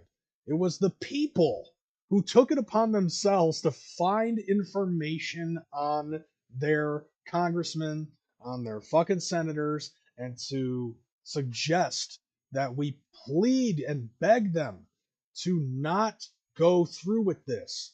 And we fell on deaf ears. Like, for a vast majority of it, we fell on deaf ears. Demanding that they call into Congress and express opposition to the bill. No, they didn't. Now, this wasn't a case of American citizens spontaneously rising up to exercise their First Amendment rights, but rather a foreign power egging them on, meddling in our politics. No, dude, you're being fucking paranoid. It was the people who were trying to tell you this app is not as bad as you make it out to be. And look at that, dude. The dude's got the look of Satan right there. Like, you can see the evil fucking pouring out of this man's pores.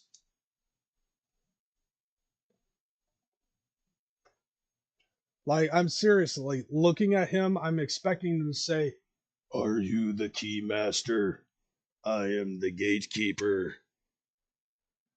Influencing our legislative debates. No, if anything, it's us fucking rejecting what it is that you were trying to fucking do. Not to mention, remember what I said before, you slid this motherfucking ban into an aid package as a footnote to basically be like, we're going to be helpful to all of these countries and fuck TikTok. Like, we're going to help out these people. We're going to help out these people. We're going to help out these people. We're going to say fuck you to TikTok and everybody who uses it, including all, not just the influencers, but all of the people who run their businesses solely on fucking TikTok. Fuck every single one of those people. It doesn't even matter if they're American. It's a communist Chinese spy app. What the fuck is wrong with you? You know, for a fucking, you know, for Biden and Trump both to fucking have boners about how many jobs they give to Americans, I'm absolutely flabbergasted. I am kerfluffled at the fact that you are so willing to fucking throw away all of these new jobs that TikTok created. Why? Because you didn't create them? That's what I think. And what happened? Thousands of children, kids, called into congressional offices, some threatening to kill themselves or to assassinate members of Congress. Well, you've got a lot of angry, depressed fucking people in this country. That doesn't shock me at all. Not to mention, didn't the fucking number of school shootings rise in the last 4 years? Dude would ban frisbees if they came from fucking China. Dude, I don't know if this dude realizes how much shit in our country comes from fucking China. I'm pretty sure that tie has a fucking thing on there that says made in China or made in Taiwan. His couch was made in China. All right? A lot of the stuff. The paper that he's fucking reading from, made in China. All right? Like, this dude fucking has like an angry fucking goon sesh every night in his fucking bathroom, hating China. No foreign adversary should have that kind of power over our politics or our children. They don't, dude. It's the fucking reverse effect, all right? You are coming up with bullshit ideas that the country do not agree on, especially since, let me guess, in your position, aren't you supposed to be a representative of our people, not the leader of our people? There can be only one Highlander, bro, and it's not you. You are supposed to be a representative of the people, and the people are trying to tell you what they want, and it's falling on deaf ears. And if you're getting fucking threats of suicide or murder from people, it's plainly because they're fucking angry. Everything that you have done in this administration in the last 4 years with Biden being fucking president, you guys can't fucking agree on a goddamn thing except for this: banning TikTok. You can't agree on what to do when it concerns the fucking aid for North Carolina. You can't fucking agree on what you can do for aid in Florida or Hawaii or fucking Los Angeles. But TikTok, that's a fucking hot button issue. His tie is stealing his fucking data. I bet you the wedding band on his finger is fucking stealing his data. And you want to know how fucking absolutely stupid everybody in Congress and Senate is? There was a motherfucker who actually had the gumption to ask if I have my AirPods hooked up to my phone while I'm watching TikTok, can TikTok read my fucking brainwaves?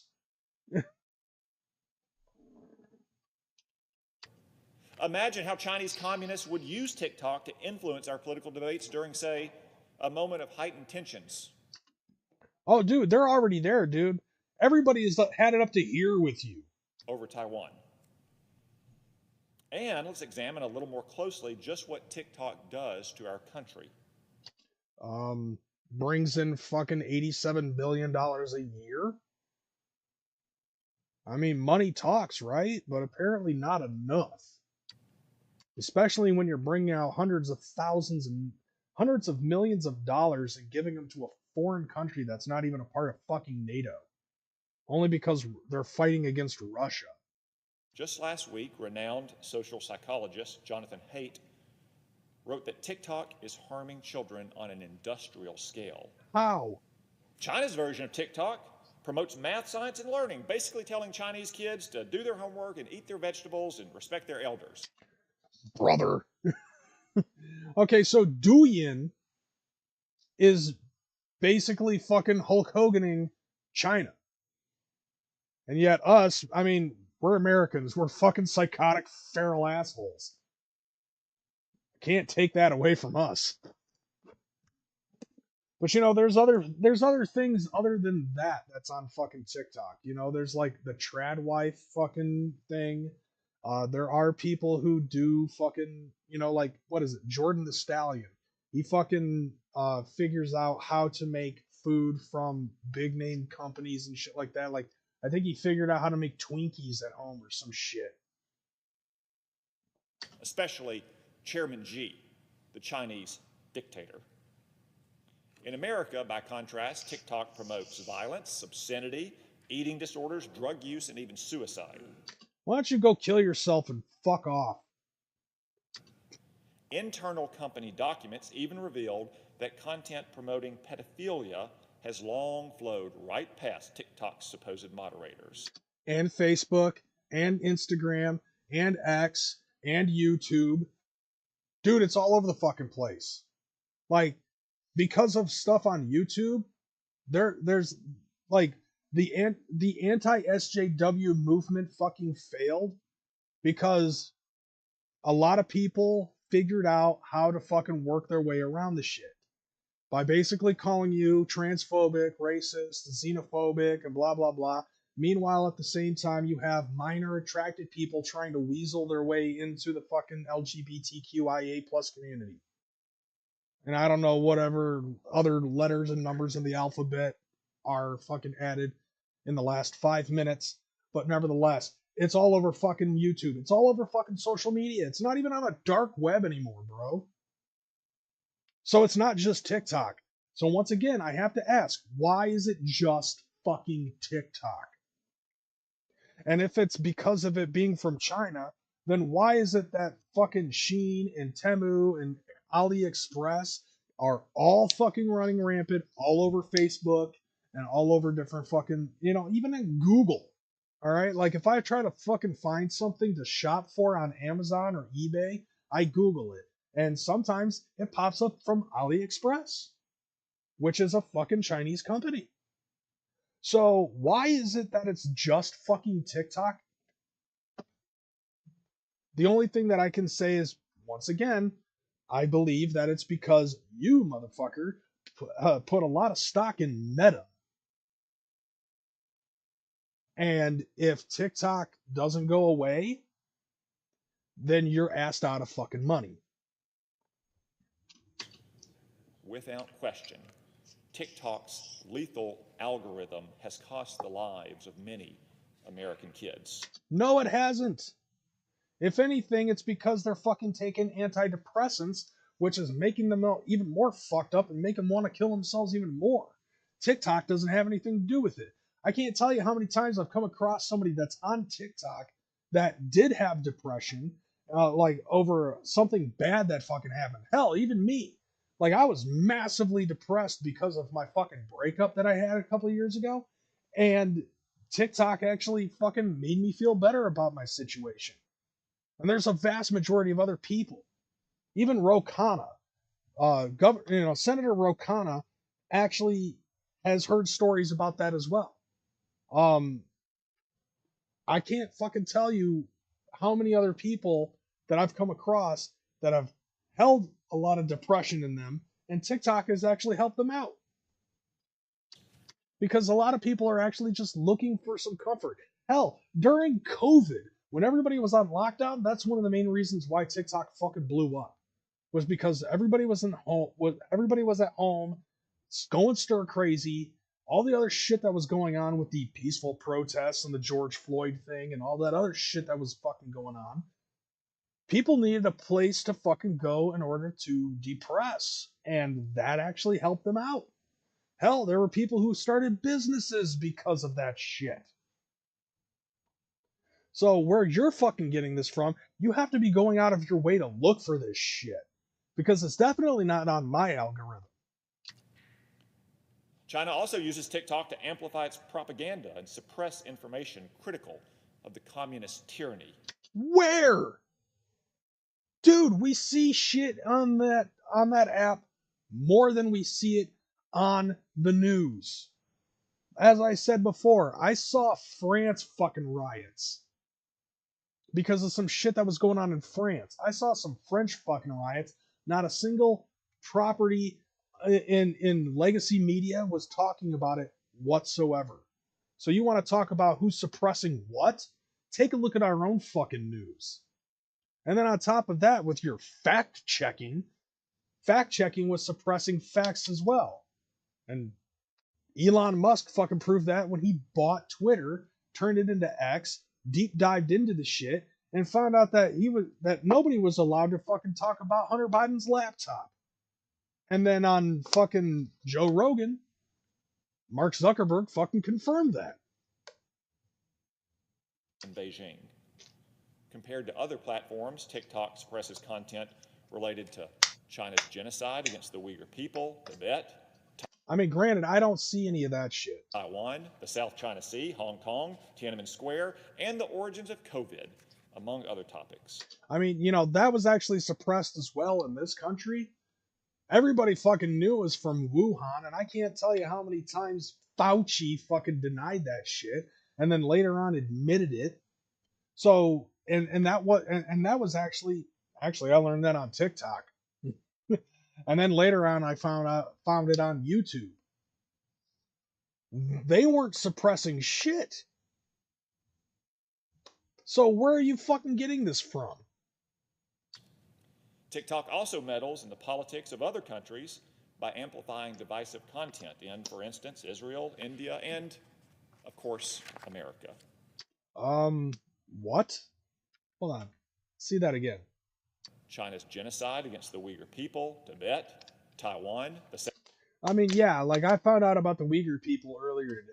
South China Sea, Hong Kong, Tiananmen Square, and the origins of COVID. Like, these are all the things that he was trying to question Shao Chu on during the fucking Senate hearing when he was trying to learn about fucking TikTok. So all of this stuff is just like him in his own fucking brain, making this shit up as he goes. Where's the fucking verifiable proof of this? Among other topics. TikTok also meddles in the politics of other countries by amplifying divisive content in, for instance, Israel, India, and, of course, America. Which, that's not allowed to happen unless it's happening in America. Like, we're supposed to be the only country that promotes divisive content on our legacy media. Or, as we call it, the fake news. And don't forget that TikTok harvests a vast trove of user data. Okay. Just like any other app. As I said before, Facebook Messenger is the biggest fucking offender. Yeah, he is pandering to xenophobes. Including name. Like, the dude's seriously fear-mongering the fuck out of everybody here. Age, email, address, phone number, credit card number, facial features, voice prints, keystrokes, photos, videos, and viewing habits. Just like every other fucking social media app. Once again, why is just TikTok being attacked? This data can make users susceptible to manipulation and even blackmail. No. It makes them susceptible to buy shit and actually make videos. Not only today, but also years from now when users may have become influential persons. Facebook, bro. Let me tell you a little story about Facebook. Okay? Like, in the before times, before TikTok, hell, before even Vine, all right? TikTok had a bunch of fucking scientists come in there, swap out the algorithm to make it so if there was something positive that came out, it was shadow banned. And if it was negative, then it was the viewing was increased. The idea of it was to see if whether or not negative content would cause other people to be negative and to spread their negativity onto other people to see how fast negative content would affect other fucking people. I've never seen that on fucking TikTok. And by the way, like a year after it fucking happened, they restricted the fucking shadow ban on nicey nice things. And I guess now it's basically fucking, okay, thirst traps. I think they fucking set it up to be a little bit more sexual. So that way, if you're promoting, if you're like fucking posting pictures of your ass and you're a chick, that shit's gonna fucking blow up. I got a friend of mine who is trying to fucking sell art. Her shit is not getting promoted very well at all. The minute that she posts a picture of her in her fucking underwear, it's blowing the fuck up. 2 of the 3 richest people in the world own X and Facebook. I think he's scared of China becoming richer by doing the exact same thing Zuckerberg does. Yeah, and you know what the funny thing about it is that the more he fights this shit, the worse it's getting for our fucking country. Because everything that he is doing right now is actually helping out China. Xi Jinping could not have asked for a better fucking Chinese communist spy than Tom Cotton. In the military, the intelligence community, business, media, and other walks of life. We're sometimes assured that TikTok has taken security measures to prevent Chinese communists from accessing this data of American citizens.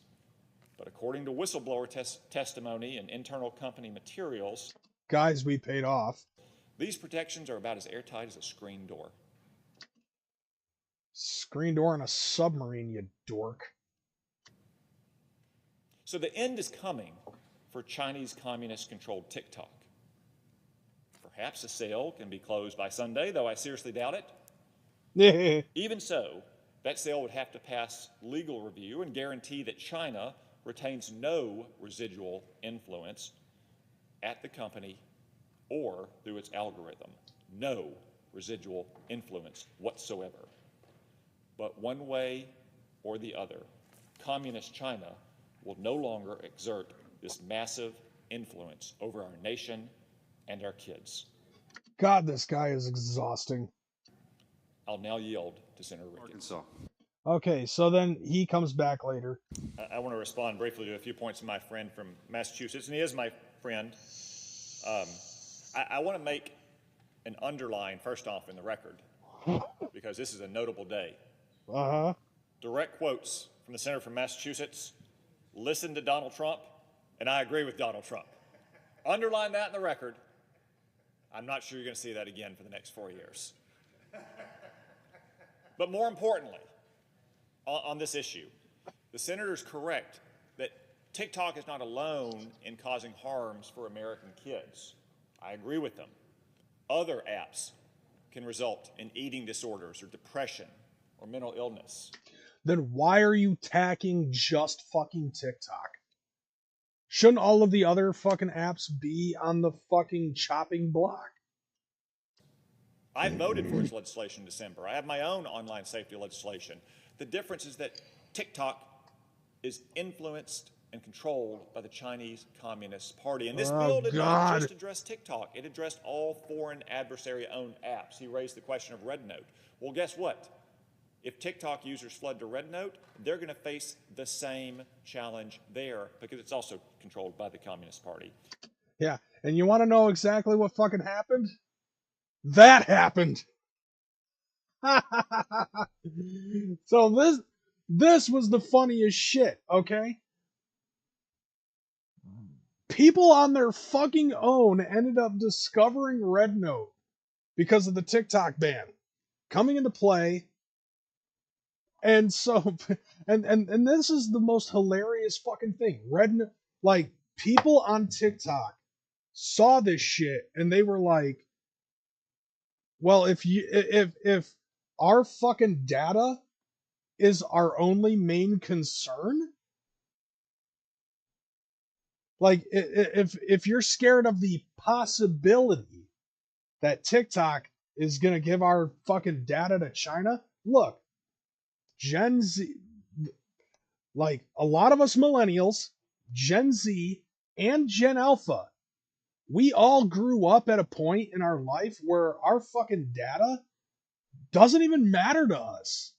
And it's because of shit like the Patriot Act that happened at 9/11. When 9/11 happened, George Bush signed the Patriot Act into law. And basically, ever since then, we have been consistently monitored out of fear that there were going to be some other fucking, like, it's interesting because it's like, okay, like, when that fucking happened, the Arabs were fucking affected, okay? Xenophobic fear mongering from anybody of Arab descent because of that shit.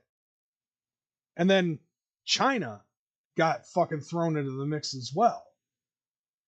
So it's like his biggest fucking argument basically is whether or not our data that is stored on American soil through Oracle, Project Texas, is going to be given over to fucking China, and they can do something with it, right? Millennials and Gen Z and Gen Alpha are so desensitized, we don't give a fuck about our data. My data, my choice. And so a bunch of people, including myself for a hot minute, jumped to fucking Red Note. Zhao Hongshu ended up becoming the #1 downloaded app on Facebook, on Google, and on the Apple App Store. How fucking hilarious is that? Hundreds of thousands, like tens, if not hundreds of thousands of fucking TikTok users flooded to Red Note Zhao Hongshu as a big fuck you to the government. My data, my choice. It quickly became the #1 downloaded social media app, free app, everything. So, the next morning, that everybody starts jumping over to Red Note, and then a bunch of people in China are just like, what the fuck are all of these Americans doing over here? And I will say this, though. The people that are on Red Note, the Chinese, they were very warm and welcoming and kind and all of that other stuff. A lot of nice people that are over there. Like I said earlier in the fucking show, I love I like the country. I like the people. Fuck their government. Same thing with the same thing with the Americans. I love my country. I love my people. I fucking hate the government right now. Except for one guy, and he's orange. And speaking of which, remember how I said before that the TikTok ban ended up getting lifted? Yeah, you got one guy to thank for that. This motherfucker. Yeah, this smug orange face that everybody seems to hate, and it's fucking hilarious. Because when it went dark, there were some, everybody got a notification on TikTok that it was going to go dark, and that they were hoping that negotiations with President-elect Donald Trump were going to fucking go in so well. And it fucking worked. Because 14 hours later, it fucking came back. Now, here's the thing, though. I will say this, like after it fucking went dark, and a little bit after it came back, I was on Facebook, and I was taking a look at some of the things that a lot of juggalos were fucking saying. And it was just incredibly fucking nuts. Because there were so many people that just looked at it like, oh, it's just another social media app like Vine and all this other stuff. And it's funny too, because like as this was going on, I was trying to tell my mother about this shit that was going on. This is why I said it's going to be interesting for the people who decided to vote fuck TikTok on this poll that I put up. And see, here's the thing though. My mom ended up saying that it doesn't affect her because she's not on the app, right? Well, here's the thing. I am on the app. And one of the things that it reminded me of was when I first joined YouTube. The one thing that I was hoping for was not money, but community. And I found Juggalo community, and it's been wonderful ever since. Now, a lot of people that are on TikTok, that's one of the reasons why they fucking flooded TikTok in the first place during COVID, was because they were trying to find fucking community. They needed you need like-minded individuals that are going to talk about some things that are of interest to you.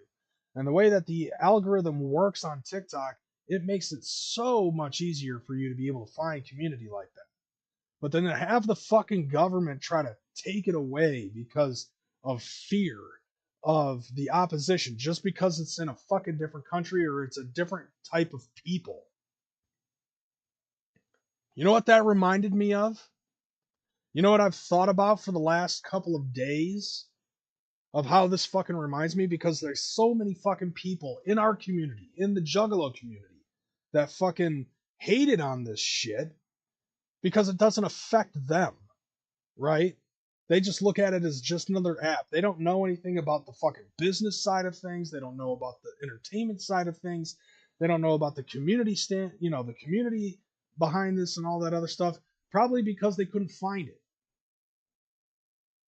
So it doesn't matter to them. They just think it's just another thing that is, here now, gone, gone again, blah, blah, blah.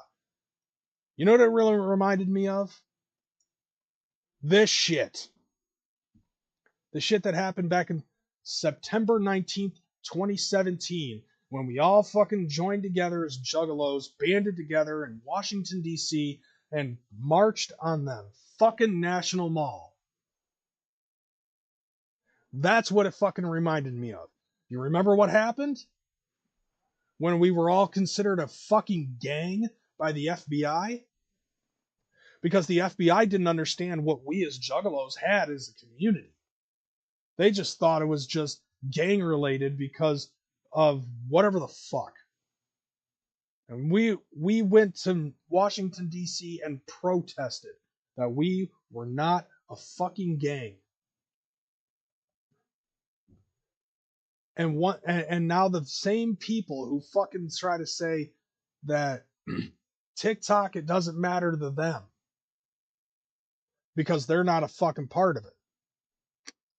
These are people. People who have businesses, people who sell their shit.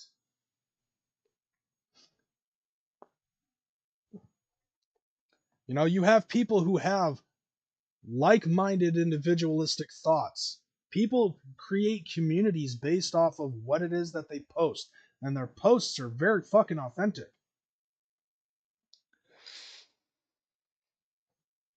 To me, it's the exact same thing. I marched on Washington, D.C. I participated in the big fuck you and joined Xiaohongshu for a minute. But I did have a feeling that there was something wrong with that app. And it is because of the fact that it is primarily Chinese. It is literally a fucking app that is controlled by the CCP. So a lot of the stuff that I saw on Xiaohongshu, Red Note, if you will, the little red book, it's an illusion. And that's why I left. But the fact is that to me, what's going on TikTok right now, everybody's saying fuck you to the government. Look at this long line of juggalos on this picture. Every single one of them saying fuck you to the FBI.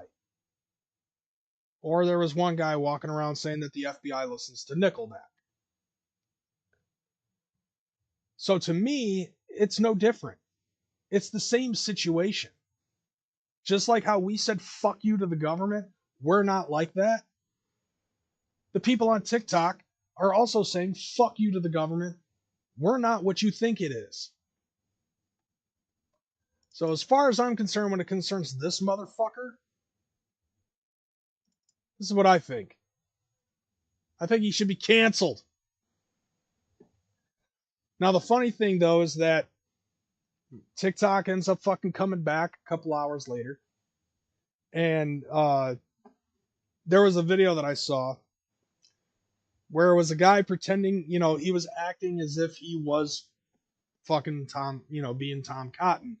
And Tom Cotton, as you know, his character Tom Cotton's like all roaring and raving and happy about the fact that TikTok got banned, and then it comes back a few hours later and he's like, so I just fucking shanghaied my fucking career for nothing because TikTok is back.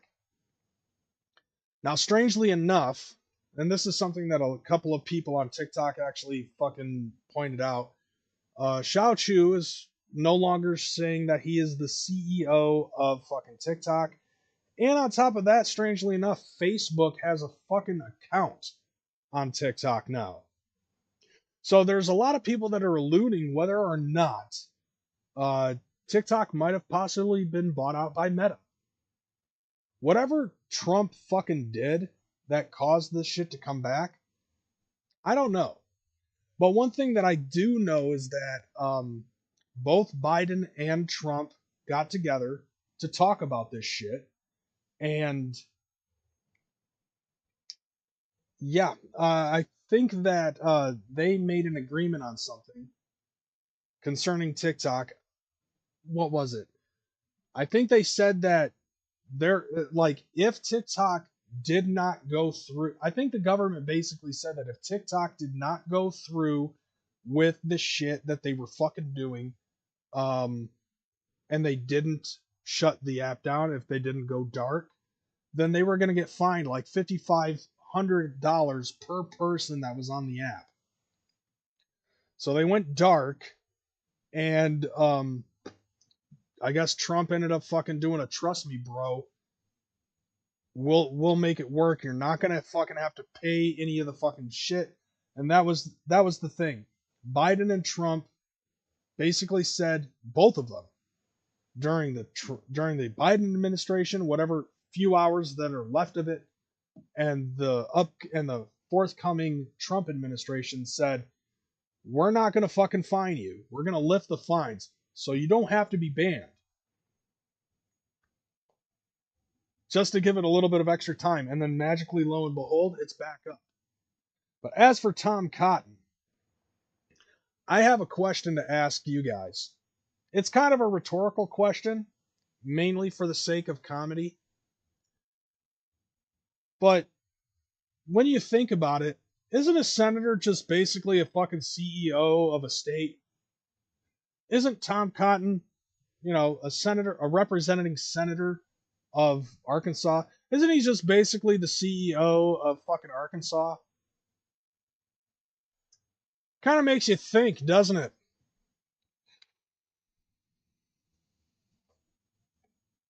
That's another point that I wanted to fucking make when it concerned this shit, Juanito. One day it'll be illegal to download a lot of apps for fear of national security.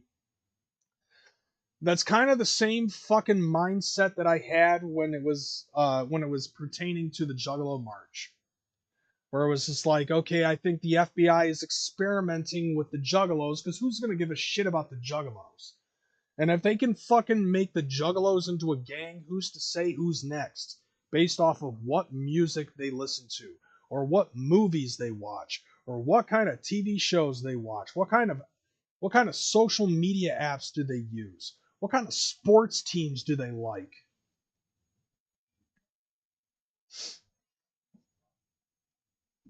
It could be outlawed. If the Juggalo shit was able to fucking go through with the FBI, who's to say what was next? If the TikTok ban is able to fucking go through, who's to say what is next? Who's to say what they are going to be able to ban and what they aren't going to be able to fucking ban? Basically, as far as I'm concerned, fascist countries ban apps. Just like China. Every single app that we use primarily, whether it's Facebook, Twitter, TikTok, if we use Google, if we use fucking Snapchat, literally China has closed themselves off from the world and has banned everything except for what China has an answer to. They have an answer to TikTok, Douyin. They have a fucking answer to Lemonade, which is Red Note.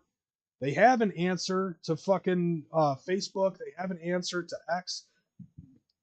They have an answer to every fucking major mainstream social media app that's out there that is China specific.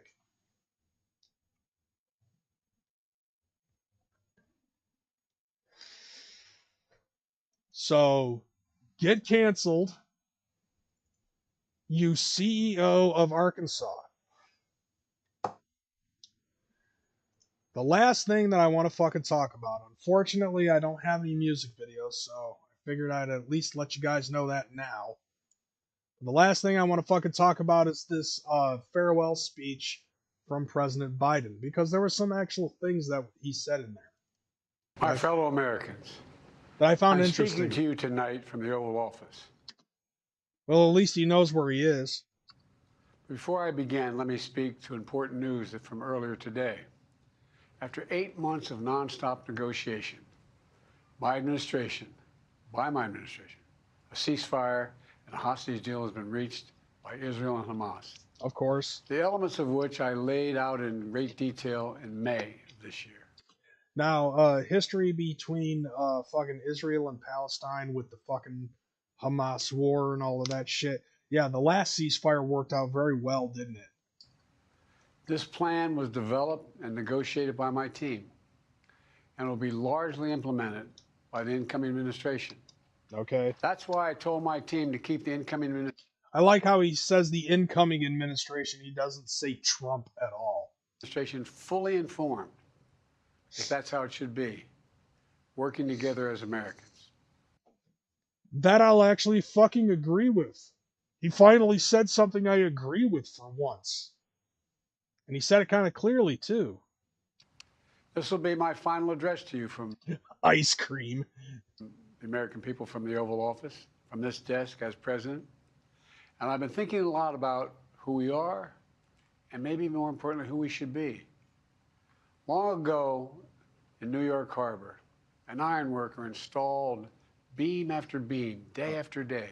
God. He was joined by steel workers, stonemasons, engineers. They built not just a single structure, but a beacon of freedom.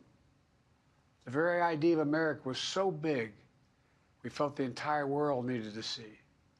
The Statue of Liberty, a gift from France after our Civil War. Dude, that came in multiple parts. It wasn't like built like from the ground up here in America. Like it was built in parts in France, and then they were brought on a fucking boat. I think that's how it's said in fucking my history class. Like the very idea of America, it was built not by one person, but by many people. Yeah, kind of like that wall that you were trying to sell for 5 cents on the dollar. From every background and from around the world. Yeah, so is the Tower of Babel. Let's see how that fucking worked out. Like America. I'm sorry, I can't help but talk shit on this dude. I hate this motherfucker. Statue of Liberty is not standing still. Her foot literally steps forward atop a broken chain of human bondage. Now that I did not know. She's on the march, and she literally moves. She was built to sway back and forth to withstand the fury of stormy weather. Look, I don't care about any of time this. because storms are always coming. Okay, but the real question is she naked under that toga? I think I'm hitting the harder questions here. Is she naked under that toga? America needs to know. That's a question that we've been asking ourselves since 1776. Or however long that fucking statue's been there. She sways a few inches, but she never falls into the current below. Okay. An engineering marvel. The Statue of Liberty is also an enduring symbol of the soul of our nation. I mean, dude, I wouldn't be surprised, man. I bet you she's got a fucking donk on her.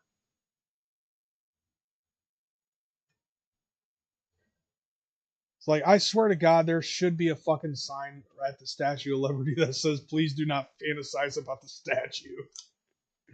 A soul shaped by forces that bring us together and by forces that pull us apart. Okay, get to the point. And yet, through good times and tough times, we've withstood it all. A nation of pioneers and explorers, of dreamers and doers. Yeah, and a lot of other things that are negative that we're not talking about on this fucking program, I guess. Of ancestors native to this land. Indigenous people. Of ancestors who came by force. Slaves and the Irish. A nation of immigrants. Well, black people and the Irish moved both slaves. Came to build a better life. Refugees and shit. A nation holding the torch of the most powerful idea ever in the history of the world. Which has been fucking broken apart to death by politicians. Freedom. That all of us are created equal. That all of us deserve to be... Yeah, all of us are created equal. But some people are created a little bit more equal than others. Which is why they fucking do insider trading. Treated with dignity, justice, and fairness. That democracy must defend and be defined and be imposed, moved in every way possible. Okay. Our rights, our freedoms, our dreams. Are you addressing this to Americans, or are you telling this to the fucking evil, corrupt politicians that are in the Senate and the House and the fucking Supreme Court and all that other shit? Like, who are you addressing? But we know the idea of America, our institution, our people, our values that uphold it are constantly being tested. Ongoing debates about power and the exercise of power. Yeah, which has been fucking broken. Like, we've been talking about that all goddamn night.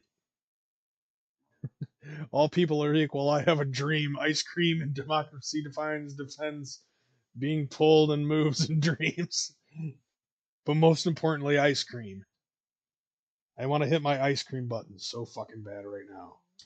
But whether we lead by the example of our power or the power of our example, whether we show the courage to stand up to the abuse of power. Which has been on TikTok for the last year. You know, because you're trying to fucking ban it. Let's keep that in mind, fam. Or we yield to it. After 50 years at the center of all of this, I know that believing in the idea of America means respecting the institutions that govern a free society. Yeah, there's clips of you fucking saying otherwise, bro. His English is more broken than everyone on Red Note. Dude, on Red Note, there's actually a fucking Chinese guy who does a great imitation of fucking Donald Trump. Just putting that out there. The presidency, the Congress, the courts, a free and independent press. What free independent press? All right, everybody's been fucking fear-mongering TikTok and the Chinese fucking Communist Party and fucking fake news and all that other shit that's been going on for the last 10 goddamn years. Bro, what are you fucking talking about? Institutions that are rooted, they just might not reflect the timeless words, but they echo the words of the Declaration of Independence. No, they don't. Bro, fucking as long as I've been alive, I have actually I shouldn't say as long as I've as long as I've been alive, but I know for a fact as long as I've been aware of the fucking government, it has been corrupt. It has been corrupted and fucking torn a fucking apart. I'm losing my mind here. Been torn a fucking apart by evil, corrupt politicians as long as I've been aware of it in high school, ever since 9/11, I have been noticing. So you can't fucking tell me that everything is free and just and all of that other shit. You can't. We hold these truths to be self-evident. Yeah, and the truth has been fucking blocked by fact checkers. Rooted in the timeless words of the Constitution. Because, by the way, a lot of the fact checkers were basically on their own fucking agenda. and most of them were left wing fucking nut jobs. We, the people, are pissed our off. system of separation of powers, checks and balances. It may not be perfect, but it's maintained our democracy for nearly 250 years. Yeah, the problem with that has been that people have been fucking bought out by big companies. Like, what the fuck are you talking about? Longer than any other nation in history that's ever tried such a bold experiment. And it's In failing. the past 4 years. Oh shit. Justin Kemple with that $1.99 super chat. Word fuck TikTok. I'm gonna be honest with you, bro. Like, I'm fucking in defense of TikTok. If you hadn't noticed, the fucking show has basically been me tearing apart anybody who's been opposed to TikTok. You're gonna have to watch the recap, bro. Democracy is held strong. And every day I've kept my commitment to be president for all Americans. If you can remember where you were. We've seen you fucking try to wander off into the jungle, bro. Through one of the toughest periods in our nation's history. Yeah. And you're the cause of it. Like, you're the fucking cause of it. Yeah, that's based on a poll, bro. I'm one man, you know what I'm saying? But like, I was a part of TikTok. I fell in love with TikTok. And I was there for every step of the way. By the way, I forgot to mention this. So, on the D-Day last night, I was there until the wheels fell off. And I enjoyed every final second of it that I had. Being able to hang out in a live stream with the real Slim Sherry, the fucking Dad Bod veteran, Nick Harrison, who does those yacht rock videos, like, you know, what if Slipknot was yacht rock or whatever the fuck. Kelly Mano didn't show up, but by the time 10:30 hit, it went dark, and I got kicked out of the platform for a hot minute. But like, I loved it, and I thought it sucked, but I knew that there was going to be a lot of people who were like, fuck TikTok, or never were a part of TikTok. I don't care. Kiss my ass. I loved it. I've had a great partner in Vice President Kamala Harris. Dude, I remember Inauguration Day, the first fucking executive bill that the first executive thing that you signed, you didn't even know what you were signing, and she just said, just sign it. Like, bro. See, I guess I never found the good shit on there, didn't enjoy it myself. Yeah, I guess you didn't let your algorithm or something. My algorithm was algorithming like a motherfucker. I found a lot of enjoyment in a lot of the shit that was on there. I found some really cool communities, I thought, and not a single one of them made me want to kill myself. It's been the honor of my life to see the resilience of essential workers getting us through a once-in-a-century pandemic. Bro, yeah, and that was thanks to TikTok.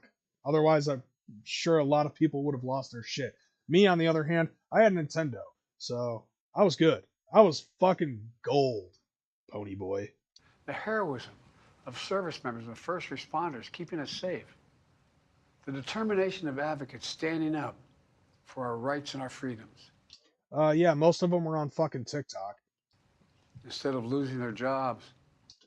They gained some on TikTok. To an economic crisis that we inherited millions. Inherited? Dude, you fucking created it, all right? And you made things worse. Did you not pay attention to the fucking price of gas, the price of food, the price of housing, the price of energy, the price of like all the other fucking amenities that we have?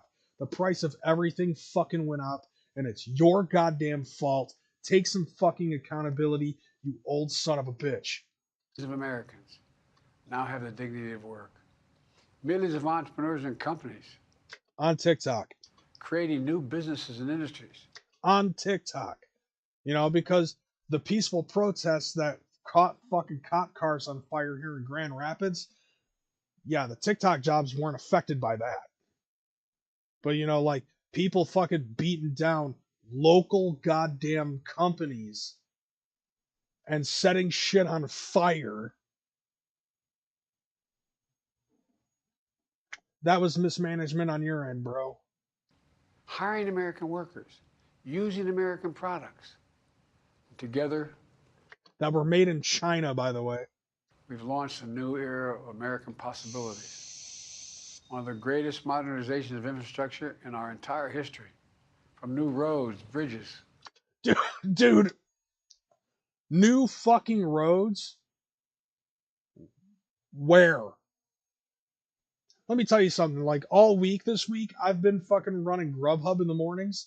The roads have been fucking absolutely terrible.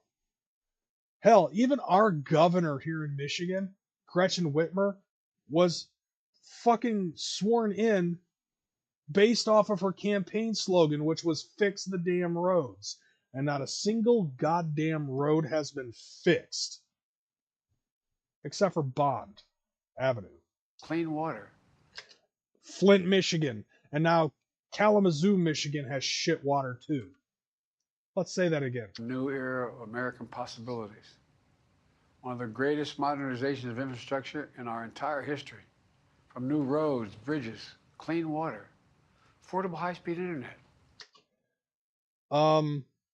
Yeah, my internet bill is like $100 a month. But I have the best in Comcast.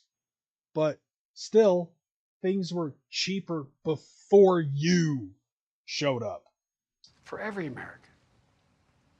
We invented the semiconductor, smaller than the tip of my little finger. And now it's bringing those chip factories and those jobs back to America where they belong, creating thousands of jobs. Finally, giving Medicare the power to negotiate lower prescription drug prices. I don't think so, bro.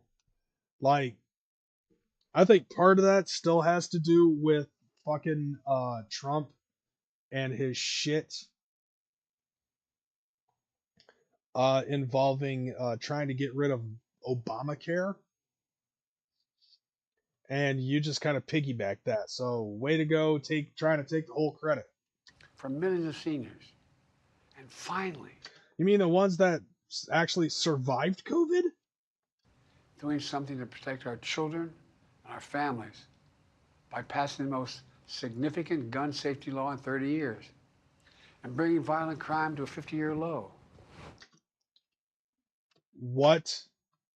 Children and our families by passing the most significant gun safety law in 30 years and bringing violent crime to a 50-year low. What? What? What? Dude, it's gotten worse. Like, it's gotten worse. People are fucking pissed off and upset. Crime has been going through the roof. Crime has gone up because of the fact that people are losing jobs because or they can't afford shit. So obviously crime is going to fucking go up. And then on top of that, did you not miss the part about what happened in Colorado, in Aurora? Where, you know, immigrants that fucking came through, went to Aurora, Colorado, and were fucking forcing people out of their fucking homes, or basically just taking over apartment complexes? Have you not been paying attention to what's going on? What the fuck are you talking about? Crime is worse than it was 4 years ago. You are lying through your fucking... You are lying through your fucking dentures, man. Meeting our sacred obligation to over 1 million veterans so far. That you've completely ignored, and a lot of them are living in shanty towns. We're exposed to toxic materials and to their families, providing medical care and education benefits and more for their families. Dude, let's be real here. You don't give a fuck about our fucking veterans, dude. The ones that are homeless, you could give a shit less about. You know, it will take time to feel the full impact of all we've done together. But the seeds are planted, and they'll grow and they'll bloom for decades to come. At home, we've created nearly 17 million new jobs, more than any other single administration. Bullshit. A single term. Bullshit. I'm sorry, bro, but not sorry. Trump, motherfucker. The only reason, once again, the only reason why you claim that is because of all the jobs were lost during COVID, and then you took those numbers of the jobs that were down when you came in, and you made them yours when they came back. This motherfucking lying son of a bitch. He's still clinging on to that. More people have health care than ever before. And overseas, we've strengthened NATO. Ukraine is still free. Ukraine is not NATO. And we've pulled ahead of our competition with China. And so much more. I'm so proud of how much we've accomplished together for the American people. And I wish the incoming administration success, because I want America to succeed. That's why I've held my duty to ensure a peaceful and orderly transition of power, to ensure we lead by the power of our example. And while you've been talking about peaceful transfer of power, you've done everything in your power currently to try to fuck up what Trump wants to do in his administration. Like, we've seen it, bro. Yeah, we're in competition with China. Once again, you know, like the Tom Cotton thing, you know, communist China spies and all that other shit. But like, if you've actually taken a look at some of the things that are like in some of the major cities in China, holy shit, their fucking cities are abundant and they look wonderful. You know, when you look through the other side of that fucking curtain, they have a lot of nice fucking cities. They do have a lot of industry that's going on over there, but most of it's because we're bringing shit in from China and Taiwan, you know, like our clothes and our furniture and our fucking manufacturing, not our cars. But I didn't know we were in competition with China. The fuck are we competing for? Supremacy, you know. Like I said earlier in the show, I was watching a documentary, and Xi Jinping is currently trying to make their fucking currency worth more than the American dollar. I don't know what their fucking currency is called, Douyin or something like, I don't fucking know. But he's trying to fucking make it worth more than the American dollar, and so far he's fucking winning on that. They own a huge chunk of our national debt. Yeah. We owe them a lot of fucking money.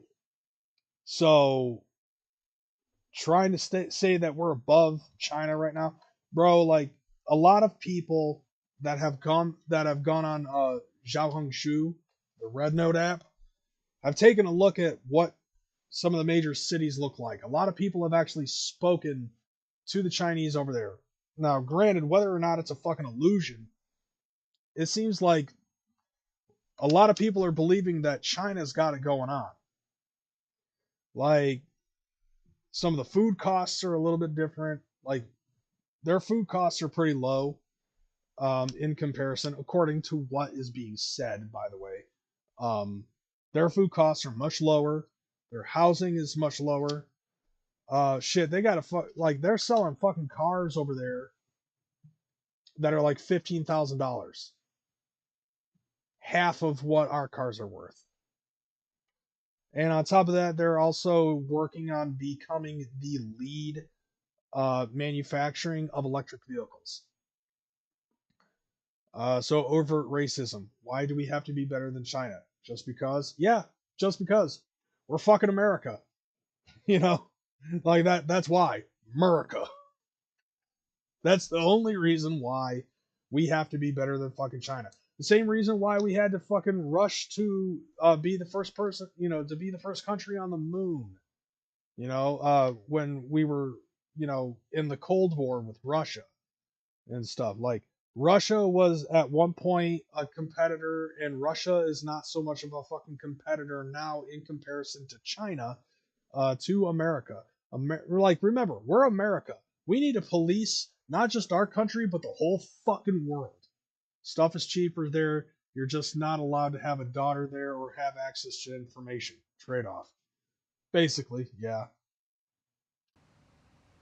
I have no doubt that America's in a position to continue to succeed. That's why my farewell address tonight, I want to warn the country of some things that give me great concern. Here's some shit that's interesting. This is a dangerous concentration, and that's a dangerous concentration of power in the hands of a very few ultra-wealthy people. Yeah, he's talking shit about Trump and Elon Musk at this point. And, I mean, basically the whole fucking dream team. The dangerous consequences if their abuse of power is left unchecked. Today, an oligarchy is taking shape in America. Today? An oligarchy? Today? Bro, have you not been fucking paying attention? How long has this dude had dementia? The oligarchy has been around for quite some fucking time. Alright? If it hasn't been social media before social media was huge, alright, it was something else. And right now, a massive oligarchy is based off of Meta alone. And that's not just Mark Zuckerberg. It's everybody in the Senate. It's everybody in the House. It's everybody in the Supreme Court. The only person that isn't fucking involved is the President of the United States, because they have to give up all of their shit once they are sworn in office, or before they're even sworn in office. So you might not have anything to do with it, but your entire crime family does. And and you can literally fucking go online. If you know where to look, you can actually look up the information for people like Nancy Pelosi, Tom Cotton, and a whole bunch of other fucking people like Mitch McConnell, so on and so forth. Everybody that's in the House, the Congress, and the fucking everybody that's in Congress, everybody that's in the Senate, everybody that's in the Supreme Court, you can look up their fucking public profile to see who they have stock invested in. And not to mention, I want to point this out.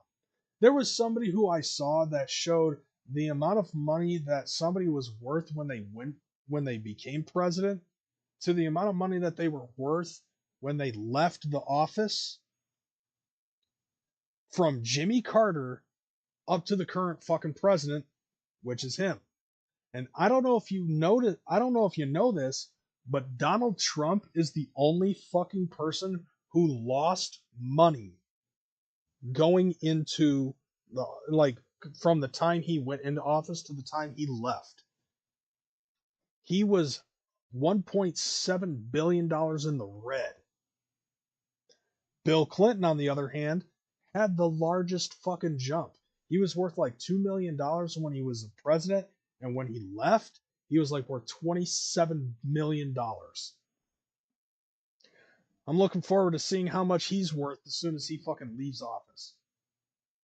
Obama, same fucking thing. He had black ink. George Bush, same thing. He had black ink. Reagan, same thing. He had black ink. George H.W. Bush, black ink. Ronald Reagan, black ink. Jimmy Carter, black ink. Donald Trump, red ink. He lost money being a president. He stole furniture? That doesn't shock me at all. He has tens of millions of dollars from special interest groups talking about the rich few. Not to mention, Hunter Biden has ties with fucking Ukraine. And during this entire war with Ukraine, they've been funneling money left and fucking right. So who's not to say that he's been funneling money to himself, all while putting us into a much higher deficit in this country? Like, Donald Trump's really the only person that's actively tried to fucking take the deficit away, to try to help bring shit in and try to pay off the fucking debt to make things worth less money. Inflation went to an incredible fucking sky high because of this cocksucker. Extreme wealth, power, and influence. that literally threatens our entire democracy, I feel like he's talking about TikTok. our basic rights and freedoms, and a fair shot for everyone. Dude, if it wasn't for fucking certain things that have happened, I'm surprised that we haven't hit martial law before he got out of office. Get ahead. We see the consequences all across America. Mostly in your fucking cabinet, bro. And mostly in mostly in the fucking House and the Senate and the Supreme Court. That's why everybody was trying to fucking go up against TikTok, because everybody's got fucking stock in Meta. And we've seen it before, more than a century ago. But the American people stood up to the robber barons back then and busted the trusts. They didn't punish the wealthy, just made the wealthy play by the rules everybody else had to. Oh, so you mean insider trading is in fact illegal, and a vast majority of the fucking House, Senate, and Supreme Court should be in jail right now? Is that what you're fucking telling me, bro? Why does this dude remind me of a Jeff Dunham puppet? I mean, he is a puppet. I don't think it's Jeff Dunham's. Yeah, he does look a lot like Walter, I'm not gonna lie. That's why Walter pretended to fucking be Joe Biden over the last fucking, 6 years? Workers want rights to earn their fair share. Oh yeah, you mean like the fucking people that are on TikTok that bring in about $67 billion of annual revenue that you're trying to fucking shut down? Yeah, this whole fucking episode has been nothing but fucking pro TikTok in my view. You know, they were dealt into the deal and helped put us on a path to building the largest middle class, the most prosperous century. Dude, the middle class is practically fucking dead, and it's your fault. This dude is more delusional than I anticipated. You know, they were dealt into the deal and helped put us on a path to building the largest middle class, the most prosperous century any nation in the world has ever seen. We've got to do that again. Dude, we got to do it in general.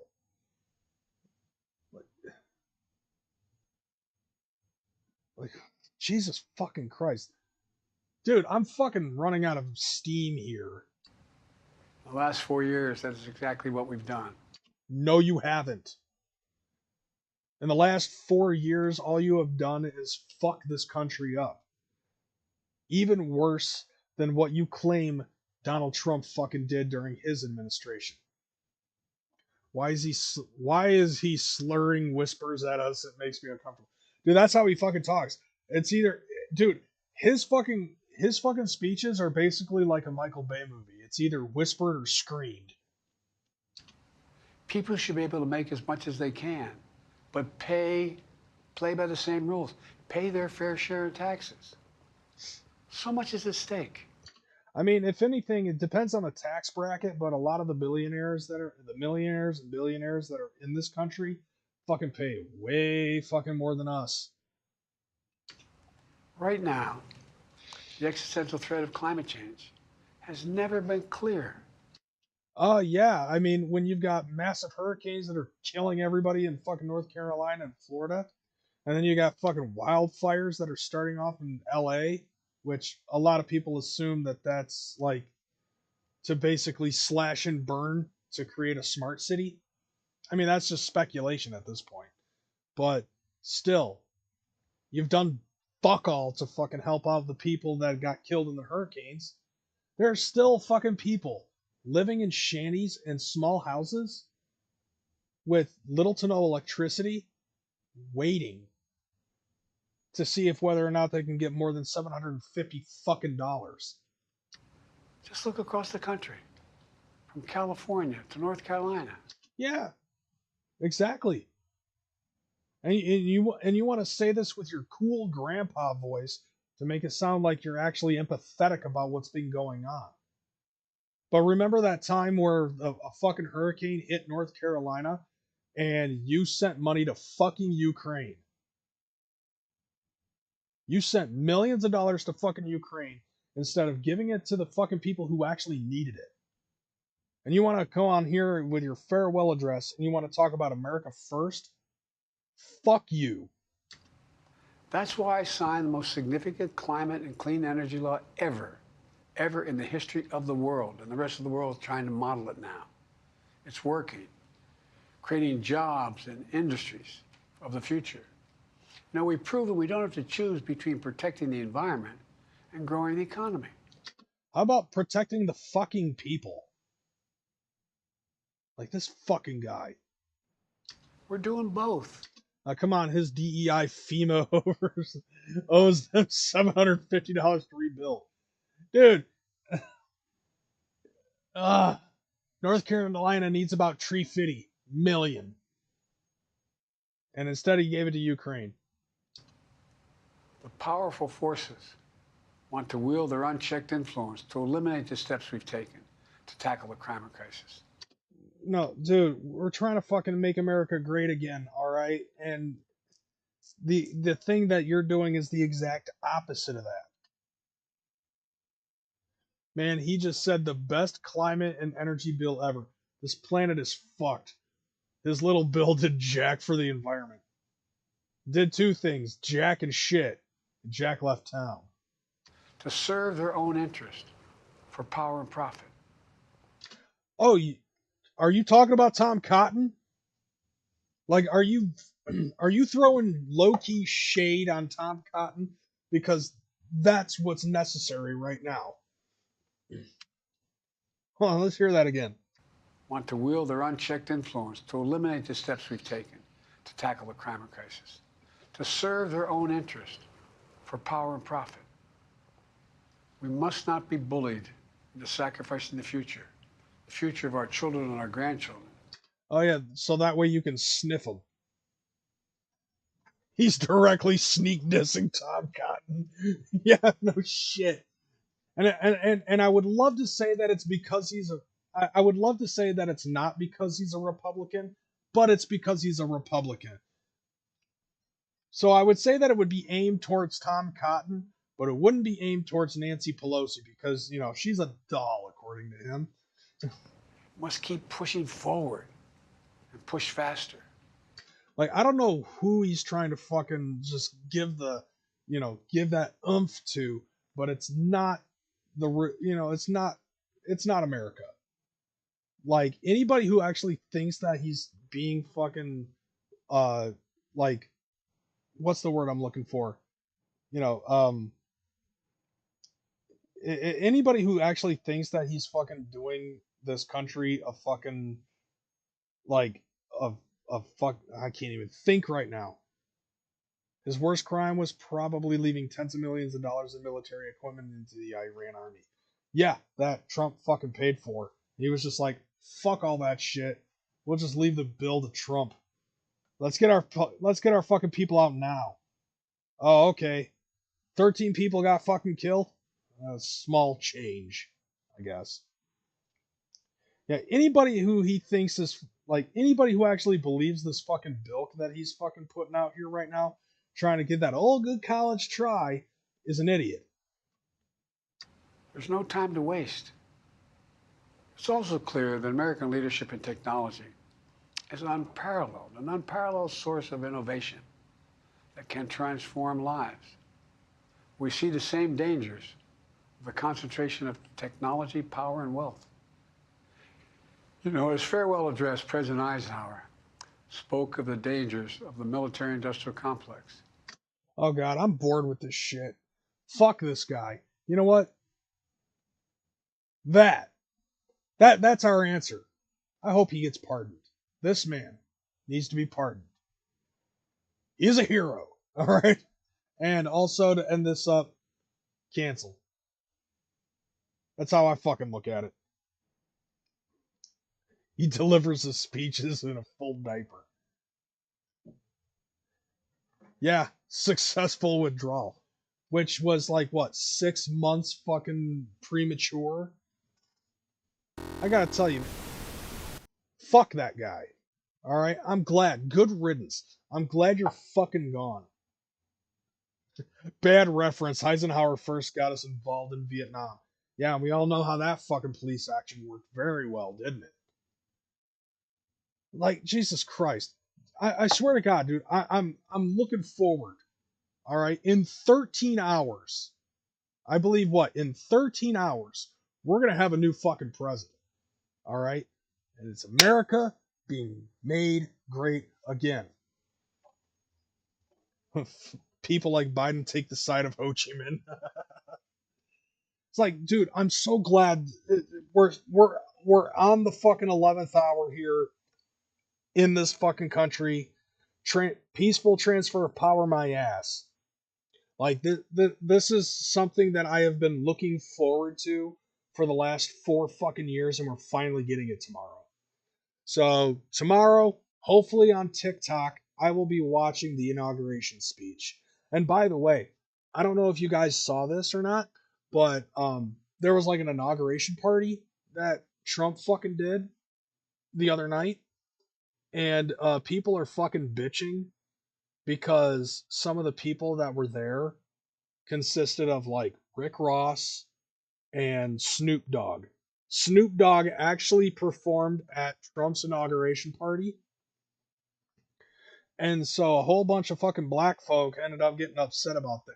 And I think it had something to do with the fact that Snoop, you know, when Trump first ran for president back in 2016, he ended up saying if Trump fucking wins, I'm leaving the country, and he never did.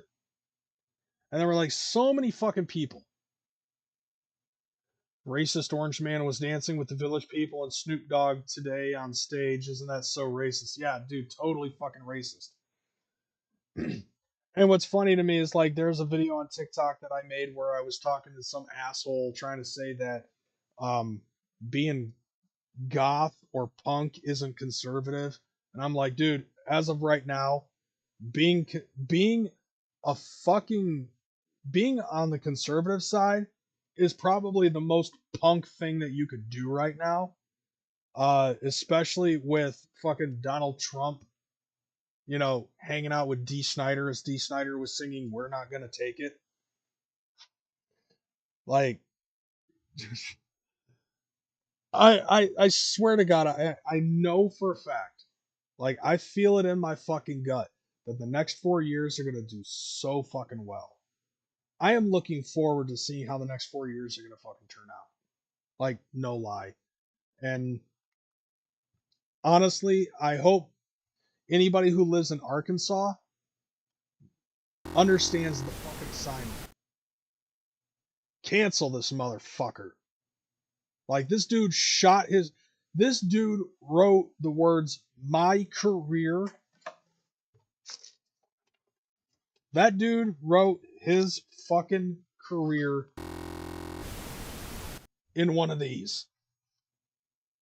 Tom Cotton wrote his career in the Death Note with the way that he fucking handled the TikTok situation. His boner hate lust for fucking communist China and trying to shut down the TikTok app solidified it for me. And solidified it for a lot of other people. Over the last 4 years, people have been fucking bitter, angry, violent. There's been too much fucking shit that has gone on. I'll take cheap gas and mean tweets all fucking day. The economy is shit. Inflation has gone through the fucking roof. Immigration has gotten out of control. Well, illegal immigration has gotten out of control. I should correct myself on that. Dude, I hate Trump, but I should still see him doing way cooler shit than Biden. Biden tells grandpa stories about golden years and Trump parties with strippers and Russians. For real, though.